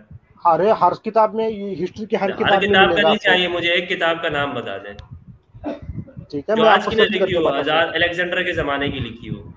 हाँ, जमाने की किताब तो नहीं है, पर वो तो यही तो मैं आपसे कह रहा हूँ। आप जो मुझसे पूछना चाह रहे हैं कि अलेक्जेंडर का है, तो क्या अलेक्जेंडर के जमाने की किताब है? मैं वो नहीं कहता हूँ कि वो किताब में ही हो, कहीं भी दर्ज हो, जो इनकी हिस्ट्री कहीं भी दर्ज हो। हिस्ट्री ऑफ अरेबिया है, मुसलमान ने नहीं लिखी है, फिलिप के हिटी है, आप उनको पढ़ लीजिए। उसमें हिस्ट्री ऑफ अरेबिया, ओके, जी, ठीक है, हिस्ट्री ऑफ अरेबिया मैं पढ़ लीजिए। ये जरूरी नहीं होता कि उसी जमाने के अंदर से किताब के अंदर किसी बंदे का नहीं, होना नहीं, तो उसी जमाने की लिखी हो। हाँ, हिस्ट्री का मतलब ये है ही नहीं। नहीं, हिस्ट्री उसी को कहते हैं जो हुआ है, जो ऐसा हिस्ट्री नहीं है उसी कि को कहते 200 हैं हुआ है, लेकिन जरूरी नहीं है आज आप भी लिखने बैठ जाएं हिंदुस्तान की हिस्ट्री, तो आप जरूरी नहीं है कि आप आज से 1000 साल पहले आपको होना चाहिए। आप आज भी बैठ के नहीं, नहीं, नहीं, हिंदुस्तान की नहीं, हिस्ट्री उसे पे हिस्ट्री किताब नहीं लिख सकते कहते, हैं। उसे आप हिस्ट्री लिख नहीं सकते कहते। हैं। ये सारी हिस्ट्री की किताबें ऐसी ही लिखी हुई हैं। नहीं, नहीं, नहीं, नहीं, उसे हिस्ट्री कहते नहीं है सर। कोई भी इससे आप मुझे हिस्ट्री बता कहते दें नहीं। ऐसी, अच्छा ऐसी हिस्ट्री की किताब मुझे लाके आपने लाना होगा अभी कि जो अलेक्जेंडर के जमाने में लिखी होगी, आप लाके दिखा। देखिए सर मैं क्या नहीं है बोल रहा ना, हूँ, अगर मैं वो बाद में आके लोग लिखते हैं। मैं अपने जमाने में भी अपनी तारीख लिख दूंगा। अगर ये राजा हुआ है या उसका कहाँ तो जिक्र हुआ है, तो ऐसा कुछ तो डॉक्यूमेंट दिखाना पड़ता है, उसे हिस्ट्री कहते हैं। तो अगर मैं हिस्ट्री कहते हैं माजी के वाकयात को, हिस्ट्री कभी भी नहीं कहते हैं कि अपने मौजूदा वाकयात। देखिए एक मिनट सर, अगर मैं अभी कुछ लिखता हूँ, अगर मैं उसे आप हिस्ट्री कहेंगे तो वो हिस्ट्री नहीं बन जाएगी, वो सिर्फ किताबी बातें होते हैं, उसे किताबी बातें कहते हैं। आपके 100 आप कोई बहुत बड़ा महत्वपूर्ण काम कर लेंगे तो आपके 100 साल बाद आने वाले, 200 साल बाद आने वाले लोग आपकी हिस्ट्री लिखेंगे। नहीं, हिस्ट्री तो अभी होगी मेरी। अब जो मेरा जो डॉक्यूमेंट होगा वो हिस्ट्री होता है। 200 साल बाद अगर कोई लिखता है ये हिस्ट्री वो नहीं हिस्ट्री होता नहीं भाई। कहते उसे। वो आपके बारे में हिस्ट्री लिखी जाती है, हिस्ट्री आप नहीं लिखते हैं। अरे हिस्ट्री लिखी नहीं जाती साहब, डॉक्यूमेंट अगर कोई अवेलेबल है तो उसे हिस्ट्री कहते हैं, हिस्ट्री लिखी नहीं जाती साहब। और आप सुनाए कहाँ से हैं आप? मैं तो इंडिया से हूँ सर। कहाँ से, किस शहर से हैं? मैं महाराष्ट्र से हूँ। अच्छा। तो एथियस्टों को बहुत ज्यादा सुनते हैं आप, मुल्हिदों को, नास्तिकों को? बहुत ज्यादा तो नहीं, पर आजकल सुनने लगा हूँ। अच्छा। बहुत ज्यादा, पर आपको भी मैंने ख्याल कीजिए आप सनातन को ना छोड़ दें। अरे सनातन को छोड़ने का और किसी का बात ही नहीं होता है सर। चलें, सनातन क्यों छोड़े हम, सनातन क्यों छोड़े सर? चलें जी, बहुत शुक्रिया। आपको कई लोग काफिर कह रहे हैं, पता नहीं क्यों कहते। कहने दें। आपने हिस्ट्री ऑफ अरेबिया नाम बोला ना आपने? जी। हाँ ठीक है, बहुत शुक्रिया आपका। देखते हैं और होने हमारे साथ।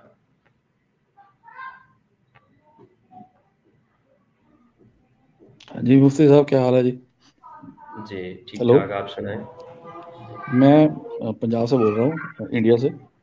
मैंने आपसे इसलिए कनेक्ट हुआ हूँ, मैं उनकी जो भाई साहब आए थे बड़े गुस्से में थे उनकी बात सुन के। इंडिया में 1300 करोड़ कितने 130 करोड़ लोग रहते हैं इंडिया में। अब 1000 लोग गंद डालते हैं, उससे पूरा इंडिया थोड़ा खराब हो जाता है, हिंदू या मुसलमान खराब थोड़ा हो जाते हैं। बस मुझे यही कहना था कि सिर्फ 1000 लोगों 2000 लोगों की वजह से ना इंडिया का नाम ना खराब करो, ना हिंदू ना मुसलमान, सब अपने अपनी जगह पे सही है। 130 करोड़ लोग बहुत होते हैं, पूरे यूरोप में भी इतने लोग नहीं, अमेरिका में लाके तो उनके नाम खराब करते हैं सब 1000 2000 लोग। क्यों मुफ्ती साहब, ठीक कह रहा हूँ गलत कह रहा हूँ मैं? ठीक है, आप कहिए। बाकी रही सनातन छोड़ने की बात, वो कह रहे थे बात की लोग छोड़ के चले गए। छोटा धर्म नहीं है ये कि लोग 1000 लोग चले जाएंगे या 500 लोग चले जाएंगे तो उसको भी फर्क पड़ जाएगा। बहुत बड़ा धर्म है, बहुत स्ट्रांग धर्म है। इतने लोग आए, इतने अटैकर्स आए, इतने लोग आए, कोई फर्क नहीं पड़ा, ना फर्क पड़ेगा। भाई जो अतीस्ट है वो तो एक फैशन है, थोड़े दिन रहेगा, वो फैशन खत्म हो जाएगा। उस पर इतना जोर मत लगाओ, कोई फायदा नहीं है। वो जैसे हिप्पी कल्चर आया था ना 70s में, अब अतीस्ट कल्चर आया है, चला जाएगा ये अपने आप। बाकी आप अच्छा काम कर रहे हैं, करते रहिए, मैं सुनता हूँ आपको अच्छा लगता है, बस यही बोला था मैंने। अच्छा ठीक है, बहुत शुक्रिया। अल्लाह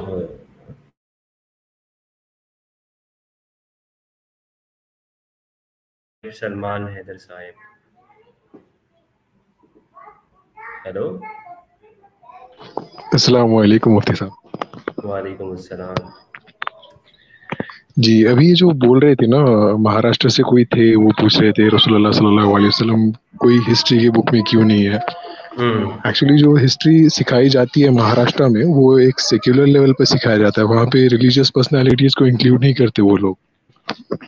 तो इन्होंने जितना सीखा है इनके हिस्ट्री के बुक में, शायद से अलेक्जेंडर द ग्रेट या फिर जो भी मतलब जो न्यूट्रल पर्सनालिटीज रही हैं हिस्ट्री के अंदर, उनके बारे में सीखा होगा। लेकिन अगर से उन्हें मतलब जिस हिस्ट्री की बुक की वो बात कर रहे हैं, मतलब बेसिकली जो यहाँ पे एनसीईआरटी वाला सिस्टम चलता है, तो असल में इनका जो स्टैंडर्ड की सवाल जो था ना, इनका सवाल ये था कि देखें हजरत मोहम्मद सल्लल्लाहु अलैहि वसल्लम आज से 1400-1500 साल पहले, तो 1400-1500 साल पहले कोई ना कोई हिस्ट्री होगी उस जमाने की, तो उस जमाने की लोगों की बातें आती हैं, लेकिन हजरत मोहम्मद सल्लल्लाहु अलैहि वसल्लम का नाम नहीं मिलता उस जमाने की तरफ। मैंने इनसे ये कहा कि बाद में तो वो जमाने में किताबें लिखी उनमें नाम भी मिलता है, बाद में लिखी हैं उनमें भी मिलता है, लेकिन ये जरूरी नहीं है कि हिस्ट्री जो जिस जमाने में लिखी उस जमाने के जिस जमाने में शख्स है तो उस जमाने की किताबों के अंदर नाम होना, ये जरूरी नहीं है।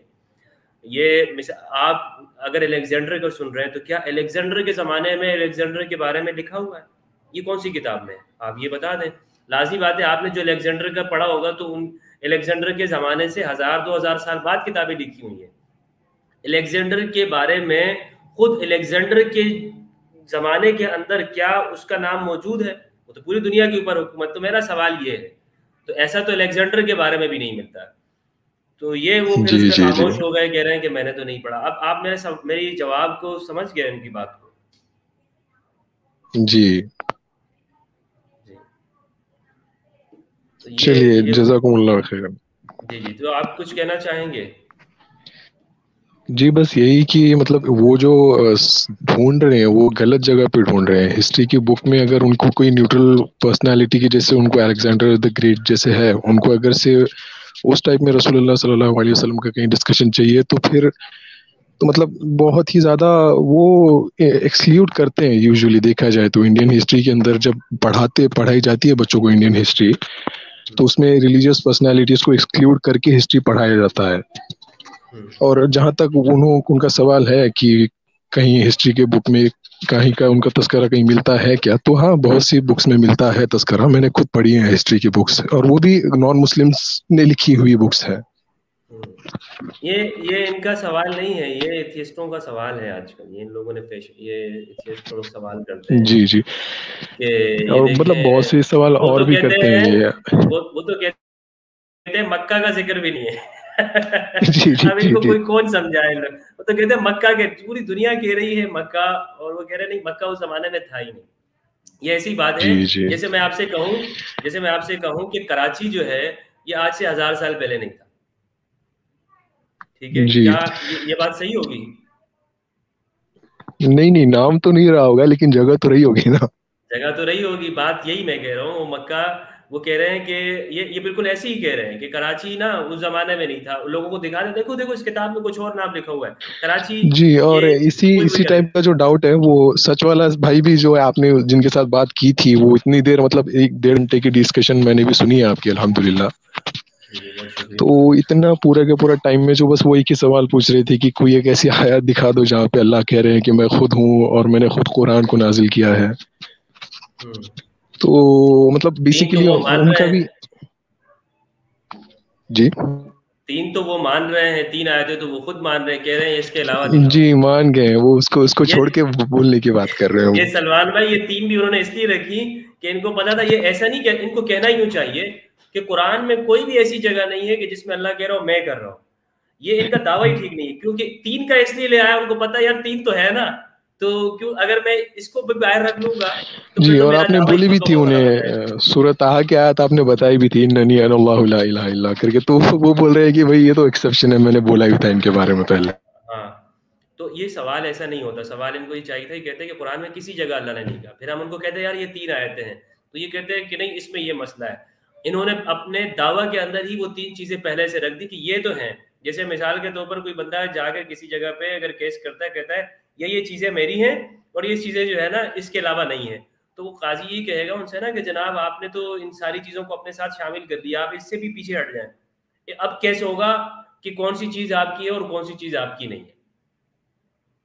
तो सवाल के अंदर कभी भी यानी ये इन लोगों ने ये तरीका अपनाया है, और ये एथियस्ट जितने भी बैठे हुए हैं ये सुबह शाम जो सवालात कर रहे हैं। और हमारे असल में बात ये है कि जो हिंदू ज़्यादा तौर पर उस तरफ राग़िब हो रहे हैं या मुसलमान हो रहे हैं जो कच्चे उसके हैं, उन्होंने अपनी स्टडी नहीं की है। मेरी कोशिश यही है कि जी। लोग अपने अपने मज़हब को पढ़ लें। जब अपने अपने धर्म को पढ़ेंगे तो वो इन चीज़ों को अच्छी तरह से इनके तरीके को समझ पा रहे होंगे। जी, और मंतिक भी यही कहता है ना, जब तक आपको इस्लाम के बारे में इन्फॉर्मेशन नहीं है और आप किसी एक इंसान को ऐसे सुन रहे हो और सुन के अंधा उसके मतलब उसकी बात मान रहे हो, तो ये गलत होगा। जब तक आप खुद तहकीक नहीं करोगे इस्लाम में क्या लिखा है, उस वक्त तक कोई भी डिसीजन लेना या फिर गुमराह हो जाना, ये सही नहीं होगा रास्ते में। आपने बोला भी था कि आपने 8 साल पढ़ाई पूरी की है, उनके जैसे आधे में छोड़ के नहीं आए हो आप। नहीं यार, ये बात वो उन्होंने पर्सनल ले ली थी। पर्सनली ले लिया उन्होंने इस बात को। मैंने इनको बताना ये चाह रहा था कि ज़बान के जो है ना वो उसूल और क़वाइद होते हैं, अब वो इंसान को मालूम होने चाहिए। और अगर एक बंदा डॉक्टरी आधे में छोड़ के चला जाए, उसको सर्टिफिकेट नहीं मिलेगा, तो वो अगर वहाँ जाके डॉक्टरी की दुकान खोल जाएगा, उसको तो छापे ही पड़ेंगे ना। अब ये जो है ना वो कह रहे नहीं भाई मेरे पास ज्ञान है अल्हम्दुलिल्लाह। खैर बहरहाल उन्होंने, मैं उनसे क्या कहूँ, उनको चाहिए कि अपनी नॉलेज कम से कम कंप्लीट तो कर लें। जी, और जहाँ तक मैं समझ पाया हूँ उनके बोलने के अंदाज पे, वो शायद से ये कहना चाह रहे थे कि नौज़बिल्लाह कुरान जो है वो कुछ इंसानों ने, कातिब कुरान है कुछ इंसान और उन्होंने लिखा है, इसीलिए कुरान के अंदर जो वो जो डिमांड कर रहे थे कि मैं अल्लाह हूँ और मैंने कुरान उतारी है, ये वर्ड्स नहीं है। तो मतलब उस वक्त पे उन्हें समझना चाहिए ना ये वाली बातें कि अगर से कुरान सचमुच में अगर से किसी इंसान ने लिखी होती तो उसके लिए कोई बड़ी बात नहीं होती ये सेंटेंस ऐड कर देना कुरान में कि मैं ही अल्लाह हूँ और मैंने ही कुरान उतारी है। जबरदस्त बात, ये बात आपने बड़ी अच्छी कही, ये बात भी है। जी, मतलब उसके लिए तो कोई मुश्किल बात होनी नहीं चाहिए थी ना, वो तो ऐड वैसे भी कर सकता था। तो आप कुरान को अगर से इस क्राइटेरिया पे जज कर रहे हो कि उसके अंदर ये वर्ड लिखा नहीं है, तो ये तो आपकी गलती है ना, आपका क्राइटेरिया गलत हो रहा है यहाँ पे। बेसिकली जो आयतें हैं या फिर जो हम मौजिज़ा जिसे कहते हैं आज के ज़माने का, जो लिंग्विस्टिक मिरेकल्स है कुरान के अंदर, जो ज़ुबान उसने इख्तियार की है कुरान की, जिस शक्ल में कुरान कहता है साइंटिफिक मिरेकल्स, मैथमेटिकल मिरेकल्स हैं, फिर उसके लिंग्विस्टिक मिरेकल्स है कुरान के अंदर।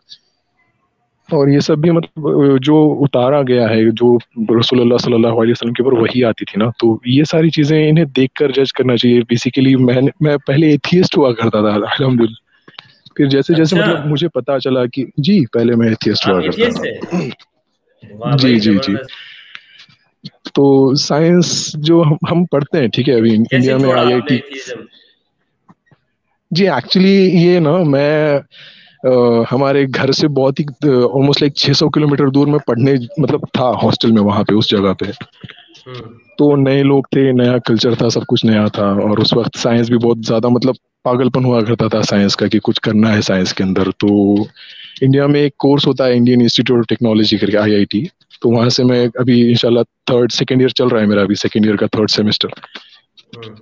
तो ये जो बिग बैंग वाली जो थियरी है ना, तो इसके अंदर जो रेड शिफ्ट जिसे कहते हैं हबल टेलीस्कोप से देखा गया, ये सारी चीजें हमको ना इनके ऊपर क्वेश्चंस पूछे जाते हैं न्यूमेरिकल्स एग्जाम के अंदर। तो ये सारे जब न्यूमेरिकल्स में कर रहा था, और मतलब उस वक्त में थोड़ा बहुत रिलीजियस का जो इंटरेस्ट है रिलीजन के अंदर वो मुझे आने लगा था। तो ऐसे ही कान पे न्यूज आई कि भाई सूरह अंबिया की आयत नंबर 30 में अल्लाह कहते हैं बिग बैंग के बारे में, अवलम यल्लज़ीना कफ़रू अन्ना समावाति वल अर्द कह के। तो जैसे ही मैंने पढ़ा, उसका ट्रांसलेशन पढ़ा, तो लाइक मैं हिल गया था पूरी तरह से, ये क्या है और कैसे हो सकता है ये 1400 साल पहले लिखा हुआ। फिर धीरे धीरे जो वजअलना मिनल माई कुल्ली शैइन हय्य, फिर ये भी आया। फिर धीरे धीरे करते करते ये जो साइंस है, तो साइंस ने मुझे इस्लाम की तरफ मतलब मुतवज्जे कर दिया उस वक्त में। सही है जी, ठीक है, यानी आपको साइंसी चीजों से ही कुरान की तरफ वापस आ गए। जी साइंस पढ़ के। लेकिन अब अल्हम्दुलिल्लाह ऐसा सिलसिला नहीं है कि कोई चीज साइंस कुरान के अगेंस्ट में बोलता है तो फिर अल्हम्दुलिल्लाह जो यकीन होता है वो कुरान के ऊपर होता है। अब ऐसा नहीं है कि साइंस की जरूरत नहीं है अभी। तो क्यों लोग धर्म छोड़ देते हैं? शायद कोई एजेंडा होता होगा ना इनका। मतलब अभी आपने सचवाला से बात की तो उसने कहा कि 3300 कुछ व्यूअर्स आए थे उसके चैनल पे आपको देखने के लिए, और उन्होंने बोला भी कि ये तो हाईएस्ट व्यूअरशिप है आज तक की। तो शायद से वो व्यूअरशिप के लिए या फिर फेमस होने के लिए भी करते होंगे। अल्लाह आलम, अल्लाह बेहतर जानता है। अच्छा, तो लेकिन ये है कि जो मज़ाहिब के अंदर जो एक खुदा को मानने का तस्वुर है, तो अब आप उसको मानते हैं, और पहले आप पर ऐसा ज़माना आया कि आपने कहा कि ये सारी चीज़ें आपने इसको छोड़ दिया था। जी जी जी। एक्चुअली मैं पहले मतलब बहुत ही ज्यादा न्यूट्रल हुआ करता था मजहब को लेकर। मैं मतलब मंदिर में भी चला गया करता था, वहाँ पे भी मतलब बहुत सी चीजें होती थी। फिर धीरे धीरे से जो है वो रिलीजन भी जो है वो आई साथ में। फिर पता चला कि भाई हिंदुइज्म में भी तो यही कहा गया है कि नातस्य प्रतिमा स्तुति करें। जी जी। सो मतलब मुतालबा अल्हम्दुलिल्लाह एट द एंड आखिरी में मतलब ये तसल्ली पूरी तरह से हो गई थी कि सही रास्ते पर है हम। सही जी। है। और ये जो छोटी छोटी चीजें हैं जैसे कि रसूलुल्लाह सल्लल्लाहु अलैहि वसल्लम का चांद के टुकड़े करना, फिर उनके बाद जो हाथों से उनके चश्मे बहे हैं सुलह हुदैबिया के मौके पर, तो ये सारी चीजों ने मतलब और ज्यादा ईमान को ताजा और पक्का किया करती थी कि भाई हजारों लोगों ने देखा है, हजारों सहाबा इस चीज के गवाह रह चुके हैं, उन्होंने खुद रिवायतें की हैं इन चीजों की, तो वो तो झूठ नहीं बोल रहे होंगे ना। पहले वही मतलब मुशरिके अरब जो हुआ करते थे पहले, वो खुद मुसलमान होकर वो खुद इन सारे मौजज़ों की रिवायतें कर रहे हैं। तो कुछ ना कुछ तो मतलब जब भी मैं एक एक हदीस जो साइंस से रिलेटेड है, जो मौजज़े हैं रसूलुल्लाह सल्लल्लाहु अलैहि वसल्लम के, जब मैं पढ़ा करता था ना, तो मतलब मुझे लगता था कि यार डेफिनेटली ये ही सही रास्ता है। अच्छा, एक साहब कह रहे हैं कि मुफ्ती साहब फिक्स प्रोग्राम है। आप मुझे बताइए सलमान भाई, मैं आपको जानता हूँ, कभी हमारी कभी बात हुई है? जी नहीं हुई है बात हमारी कभी। ठीक है, तो मैंने भाई कोई फिक्स प्रोग्राम नहीं है ना, मेरा कोई फिक्स एजेंडा है। मैं तो ये लाइव करता भी नहीं हूँ, आज मैंने स्टार्ट कर दिया। और जी। और मैं ये मतलब मैंने पहली बार भी आपको वही तभी देखा जब आपने सचवाला के साथ आपकी डिबेट हुई। एक्चुअली ये मुफ्ती यासिर नजीम अल वाजिदी साहब जो हैं, मैं उनके चैनल के थ्रू पे सचवाला जी तक पहुंचा, सचवाला के थ्रू में आप तक पहुंचा। सही। तो बात ये है दोस्तों कि आपका बहुत बहुत शुक्रिया, आप लोग देखते हैं। मेरी कोशिश ये है कि जो मिसअंडरस्टैंडिंग है उसे कम किया जाए। मैं जी कोई जी ये जी। नहीं, मेरा कोई एजेंडा नहीं है, सिर्फ एक एजेंडा है, अमन है, मोहब्बत, भाईचारा। लोग आपस में एक दूसरे के साथ भाईचारे और मोहब्बत के साथ रहें, एक दूसरे को हम समझें। और इस्लाम और सनातन धर्म के अंदर, हिंदुइज्म में जो सिमिलरिटीज़ हैं, जो यकसानियत है, मैं समझता हूँ इतनी ज़्यादा है कि इस्लाम और क्रिश्चियनिटी से भी ज़्यादा है। अभी जी शुरू जी। में जो बात जो अजय ने कही थी हमारे साथ, कितनी बेहतरीन उन्होंने सनातन धर्म के बारे में बताया। और अजय, अगर हमें आप सुन रहे हैं तो मैं चाहूँगा आप दोबारा ज्वाइन करें, आप बताएं कि और क्या-क्या सिमिलरिटीज़ हैं। तो बहुत ज़्यादा सिमिलरिटीज़ हैं वेदों के अंदर, कुरान के अंदर, हत्ता कि जो जिहाद के जो शब्द हमारे यहाँ इस्तेमाल हो रहे हैं, वो बता रहे थे कि हमारे धर्म ग्रंथों के अंदर ये इस्तेमाल हो चुके हैं। और महाभारत हुई है, श्री कृष्ण जी ने अर्जुन जी से जो कहा कि धर्म के लिए युद्ध करो, ये सारी चीज़ें मौजूद हैं। लेकिन बात क्या है कि आजकल लोग इस पे बात नहीं करते। आपको ना ये बताया जाएगा, बस ये जहाँ पे मुसलमान के अंदर खराबी हो, इस्लाम के अंदर ऐसा है, प्रॉफिट मोहम्मद सल्लल्लाहु अलैहि वसल्लम खातम नबीयीन के बारे में जो हो, या कुछ मुसलमान ये गलत कर देते हैं कि वो हिंदुओं के जो गॉड्स हैं उसमें खराबियां निकालते हैं, हालांकि कुरान में साफ मना किया गया है कि उनकी बुराइयां ना करो। तो इससे फिर हम लोग आपस में दूर होते हैं। एजेंडा ये होते हैं मेरे भाइयों, हमारा कोई एजेंडा नहीं है। जी। तो और ये एक्चुअली हमारी ये 18वीं सदी से 19वीं सदी के बीच में जो है इन वक्त में, इस वक्त में लगभग हर दिन एक किताब लिखी गई है वेस्टर्न कल्चर में। जो अंग्रेज हैं, जो क्रिश्चियंस हैं, वो मतलब हर रोज एक किताब लिखते थे इस्लाम के खिलाफ में, रसूलुल्लाह सल्लल्लाहु अलैहि वसल्लम के खिलाफ में। तो यही वजह रही है कि जिसकी वजह से जो है आज बहुत से एथियस्ट जो सवाल पूछते हैं ना, ये सारे के सारे सवाल उन किताबों में आज भी मौजूद हैं, जो कि आज से लगभग 100-150 साल पहले लिखी जा चुकी हैं। तो ये जो सवाल कर रहे हैं, इनमें से एक भी सवाल कुछ नया नहीं है। मैंने भी बहुत से सवाल सुने हैं, बहुत से सवालों के जवाब ढूंढे हैं। सही। तो बहुत शुक्रिया आपका सलमान हैदर, आपका नाम है, बहुत शुक्रिया आपका। अभी मैं औरों को मजीद को भी अपने साथ कॉल पे ले लूँ। चलिए, जज़ाकुमुल्लाह खैरन बहुत मुफ्ती अच्छी साहब। बात है कि आते रहिए, चैनल पे आते रहिए, ज्वाइन कीजिए हमें। जी और इस तरह जी जी। बहुत शुक्रिया आपका। ठीक है दोस्तों, अब मज़ीद देखते हैं कौन है हमारे साथ। हमारे साथ इस वक्त मौजूद हैं। अच्छा, अगर आप इस चैनल को, मेरे काम को पसंद करते हैं, इस चैनल को देखते रहते हैं, तो आप मेरे चैनल को सपोर्ट कर सकते हैं। सुपर चैट के ज़रिए इसमें अनेबल है, आप इसमें कमेंट के ज़रिए से मेरे इस काम को सपोर्ट कर सकते हैं कि हम इसमें मज़ीद बेहतरी लाएँ। तो आपसे मेरी ये रिक्वेस्ट है कि ज़्यादा से ज़्यादा इसमें मुझे सपोर्ट करें। शुक्रिया। देखते हैं कौन है हमारे साथ मज़ीद।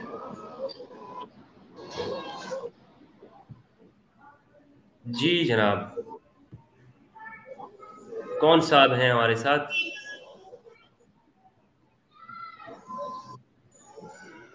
आप मुझे सुन रहे हैं?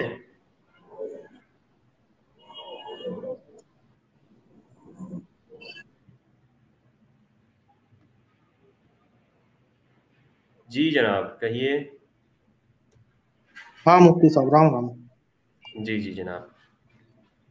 हाँ, मैं ये बोलना चाहता था कि जो नॉर्मली इब्राहिम मौत है, यानी आपका जो तीनों धर्म है ना, यहूदी हो गया, क्रिश्चियन हो गया और इस्लाम हो गया, उसमें ये एक चीज कॉमन पाई जाती है कि मूर्ति पूजा से मतलब दूर रहो, मूर्ति पूजा नहीं करना चाहिए।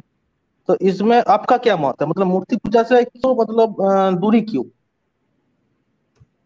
मूर्ति पूजा को कुरान में मना किया गया है। कुरान में कहा गया है कि मैं तुम्हारे शेरक से ज़्यादा करीब हूँ, मुझे तुम मेरी कोई शक्ल ना बनाओ। मुझे ये सिर्फ कुरान में मना नहीं किया गया। आप देखेंगे जो आपके हिंदुओं में जो आर्य समाज है वो भी मूर्ति पूजा को मना करते हैं, क्योंकि वेदों में मना किया गया है। उसकी वजह यह है कि खुदा की कोई शक्ल नहीं है। जब हम शक्ल बनाते हैं तो हम ये उसका एक जिस्म भी बना देते हैं। खुदा कहता है मैं हर जगह पर हूँ, मुझे एक जगह पर ख़ास मत करो कि इस जगह पर मैं हूँ। इसलिए उससे मना किया गया है कि आप ये इस तौर पर मुझे मत पुकारो, मुझे तुम बगैर जिस्म के पुकारो। अच्छा, यही कॉन्सेप्ट है, हिंदू में भी यही कॉन्सेप्ट है, परंतु इसमें एक हिंदू में जो अलग इस चीज का है, अब मतलब मुस्लिम और जो इब्राहिम मौत है वो मतलब ये मानते हैं कि इसमें ना देखो, इसमें ना देखो, बस इस अल्लाह पर या फिर गॉड पर फोकस करो। परंतु हिंदू में जो है, हिंदू हर चीज में भगवान देखते हैं। मतलब मान लीजिए आपने सूरज को देखा, तो हिंदू ये बोलेंगे कि ये जो सूरज है ये भी ईश्वर का एक रूप है, ठीक है ना। ईश्वर तो सब सारे दुनिया तो बना है ईश्वर से, तो सूरज ये हो रूप गया। वाली बात तो कोई गलत नहीं है। रूप वाली बात तो देखें, हमारे सूफी भी उनको रूप की शक्लें मानते रहते हैं। वो कहते हैं ये खुदा की तजल्लियात हैं, मजहर है। तो हुजूर हमारा सल्लल्लाहु अलैहि सनातन वसल्लम। में जो कहा गया है, जो जैसे कि आर्य समाज वाले मानते हैं कि जो निराकार है उसका मतलब कोई आकार नहीं है, मतलब वो एकदम निराकार है। जैसे कि आपको मोटा मोटा मान लीजिए कुछ अल्लाह के बारे में जो बताया जाता है, उसका मतलब कुछ रूप के बारे में उतना बताया नहीं गया है।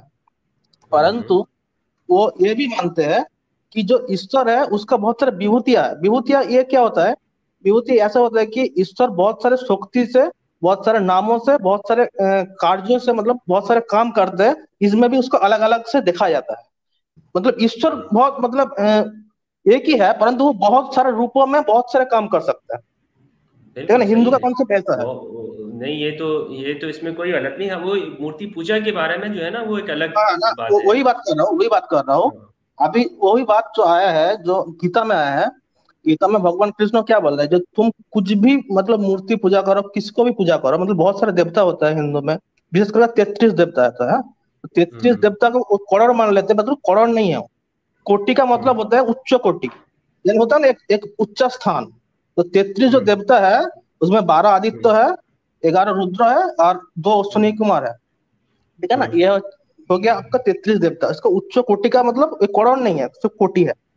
तो ये जो उच्च कोटि का देवता है, उसका साथ साथ जो हमारा मेन देवता है कि सृष्टि और पालन और संहार का 3 देवता है। ये मैं आपको बताऊं, ये मेरे सामने इस्कॉन की श्रीमद् भगवत गीता है। हाँ हाँ जी, इसके पेज 23 पे लिखा है। ये उसमें सिर्फ किताब के बारे में तारुफ करा रहे हैं। एक ही ऐसी भक्ति वेदांत स्वामी शीला प्रभुपाद, इन्होंने लिखा है कि 7वें अध्याय के 20वें श्लोक में कहा गया है कि जिनकी बुद्धि भौतिक इच्छाओं से खराब हो जाती है, मादी ख्वाहिशात से, वो खुद को देवी देवताओं के हवाले कर देते हैं और फिर अपने स्वभाव के मुताबिक पूजा करने के खास नियमों पर अमल करते हैं। तो ये कह रहे हैं कि ये जिनका बुद्धि खराब हो जाए ना, वो देवी देवताओं के पास जाते हैं। नहीं, ये श्रीमद् भगवत गीता में मना किया गया। 7वें अध्याय के 20वां श्लोक है। 7वें अध्याय का 20वां श्लोक है। प्रभुपाद जी का प्रॉब्लम यही है ना। प्रभुपाद जी एक चीज को मानते हैं, जैसे कि कृष्ण भगवान है, इसको मैं भी मानता हूँ, ठीक है ना।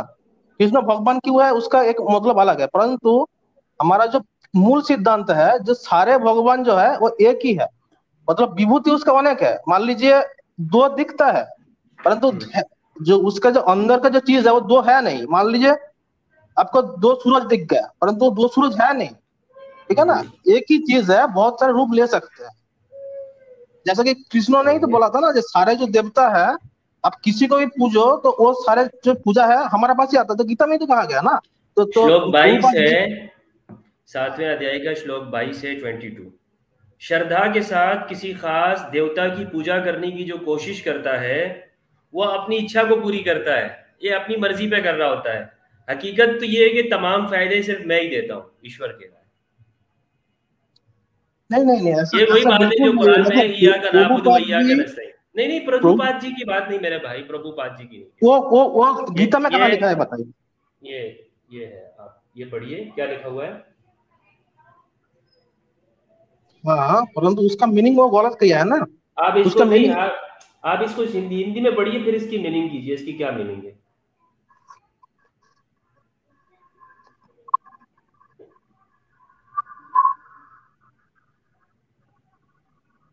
नजर आया आपको? क्या लिखा हुआ है? आपने जबान से नहीं पढ़ा, ये मैं अपनी तरफ से नहीं कह रहा हूँ। श्रीमद् भगवद गीता अध्याय 7 श्लोक 22। अध्याय 7 श्लोक 22 उसको एक बार पढ़ लीजिए, मतलब मैं ठीक से देख नहीं पाया। 21 है, अच्छा चले 21 आप गूगल पे निकाल लें। अच्छा। मैं परमात्मा के रूप में सबके हृदय में रहता हूँ, सबके हृदय में, ईश्वर कह रहे हैं सबके हृदय में मैं रहता हूँ। अच्छा। जैसे ही कोई किसी देवता की पूजा करना चाहता है तो मैं उसकी श्रद्धा को स्थिर करता हूँ ताकि वो इस खास देवता की शरण ले सके। ठीक है, ये पूजा की बात हो गई। अब ये लिखा हुआ है, इससे पिछले 20वें पे आइए। जिनकी बुद्धि भौतिक इच्छाओं में उलझ गई है वो देवताओं की शरण लेते हैं और अपने अपने स्वभाव के मुताबिक पूजा के खास नियमों के पालन करते हैं। अच्छा होता मैं हूँ, होता मैं हूँ, लेकिन क्या है वो कहना, वो 20वें में कह रहे हैं कि हर जगह पर मैं हूँ। भौतिक इच्छाओं वाले जो होते हैं, जो शैतानी उस पे चले जाते हैं, वो तो वहां चलते हैं, उनको क्या पता वहां पर भी मैं हूँ। तो फिर लेकिन चूंकि उनकी बुद्धि, उनकी ये बात समझ नहीं आ रही है, तो वो उसको खुदा समझ रहे हैं और उसके सामने झुक रहे हैं। उन्हें ये चाहिए, कह रहे हैं कि मेरी, श्लोक 22 में कहा कि मेरी शरण लो, और फिर आगे जाके कहा कि मैं ही हर जगह पर हूँ। तो बात समझ में आ गई आपको? और वो कौन से अध्याय के अंदर है? अध्याय 7 की श्लोक 20, श्लोक 21, श्लोक 22, ये 3 श्लोक हैं, 3 आयात हैं। इनको आप देखिएगा। फरमाया कि कहा गया है कि लोग ना, आपने कहा मूर्ति पूजा करते हैं तो उसमें खुदा, वो कह रहे हैं कि मैं तो उसमें क्या, मैं तो हर जगह पर हूँ। ईश्वर कह रहा है मैं तो हर जगह पर हूँ। तो हर जगह पर कहने का मतलब ये नहीं है तुम हर जगह को पूजने लग जाओ, मेरी शरण लो। और मेरी शरण लेने का क्या मतलब है कि मैं तुम्हारे हृदय में रहता हूँ, दिल से मुझे पुकारो, दिल में। ये श्लोक को मैंने भी पढ़ा था। ये श्लोक दूसरी जगह में कुछ और लिखा है, दूसरी जगह में, मतलब मैं फिर और पढ़ लूंगा, मैं इसको नोट कर लिया है। दूसरी जगह में ऐसा लिखा है कि जो सारे जो ईश्वर होता है हिंदुओं का, वो अलग नहीं है, वो अलग अलग विभूतियां है। मतलब मान लीजिए सूर्य जो होता है वो परमात्मा का तेज का रूप है, वही है। भगवान जो होता है वो उसका और अलग रूप में उसको विस्तार है। क्योंकि देखिए परमात्मा को आप ऐसा तो डिफाइन नहीं कर सकते कि ये यही है, बिल्कुल ऐसा ही है। मतलब आप किस टाइप से डिफाइन करेंगे उसको? जो स्कॉन वाले हैं ना, स्कॉन वाले, वो बहुत अच्छी तरीके से इस बात को करते हैं। स्कॉन वालों ने, मैं उनकी इस बात, क्योंकि उनके लोग श्रीमद् भगवद गीता के बहुत ज्यादा याद करने वाले हैं। वो उनके हर, आप डिवोटी से मिलेंगे तो उसको भगवद गीता पर बहुत विश्वास और बहुत वो याद है। तो उनकी बातें मैं समझता हूँ कि श्री कृष्ण जी के जिस तरह से वो भक्त हैं और जिस तरह वो उनको बताते हैं, तो मैं उनकी बात से बड़ा ही वो हूँ कि सहमत रहता हूँ। और उन्होंने जो बात, क्योंकि उस पर पूरी दुनिया में उनका काम है, उन्होंने मुझे साफ, आप इंटरव्यू देख लें, इस्कॉन आप गूगल पे लिखेंगे इस्कॉन पाकिस्तान तो आपको मेरा इंटरव्यू आएगा, उसमें साफ लफ्जों में कहा है कि श्री कृष्ण जी हैं सब कुछ। ठीक है, तो श्री कृष्ण जी को मानते हैं। तो कृष्ण जी तो अब कृष्ण है, पहले कौन था? पहले तो राम जी बनकर आया था ना, उसके पहले तो और कुछ रूप में था, उसको विष्णु जी भी कहा गया है। उसको मतलब रूप तो बदलते रहते हैं, नाम बदलते रहते हैं, काम भी बदलते रहता है ना। ठीक है, समय समय पर। जैसे कि आपसे बात करके अच्छा लगा, और लोग भी कह रहे हैं मुझे, हमने बात करनी है, तो मैं औरों को भी टाइम दूंगा। आपका बहुत बहुत शुक्रिया, बहुत शुक्रिया। नहीं, एक श्लोक आप सुन लीजिए प्लीज। उसमें जो लिखा गया है कि मैं आदित्यों में जो हूँ विष्णु हूँ और रुद्र में जो हूँ मैं शंकर हूँ, ये है रुद्र में शंकर हूँ, शिव हूँ। तो ये जो कहा गया है मतलब वो अपने आप को ही सारे देवता बता रहे हैं, और उसका जो विश्व रूप थे ना उसमें सारे देवता ही है उसके अंदर, उसमें से कोई अलग तो नहीं है ना।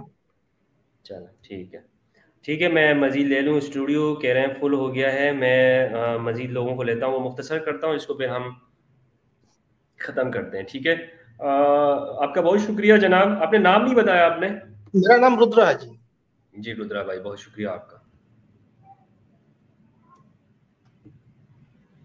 जी और कौन है जनाब हमारे साथ? जी आवाज आ रही है? हेलो, आवाज आ रही है? जी आवाज आ रही है। हेलो, आवाज आ रही है? हाँ हाँ, मैं जैन कम्युनिटी से आता हूँ। आप जैन के बारे में जानते हैं? हेलो, जैन के बारे में जानते हैं? Hello hello hello hello hello, आप जैन के बारे में जानते हैं? Hello hello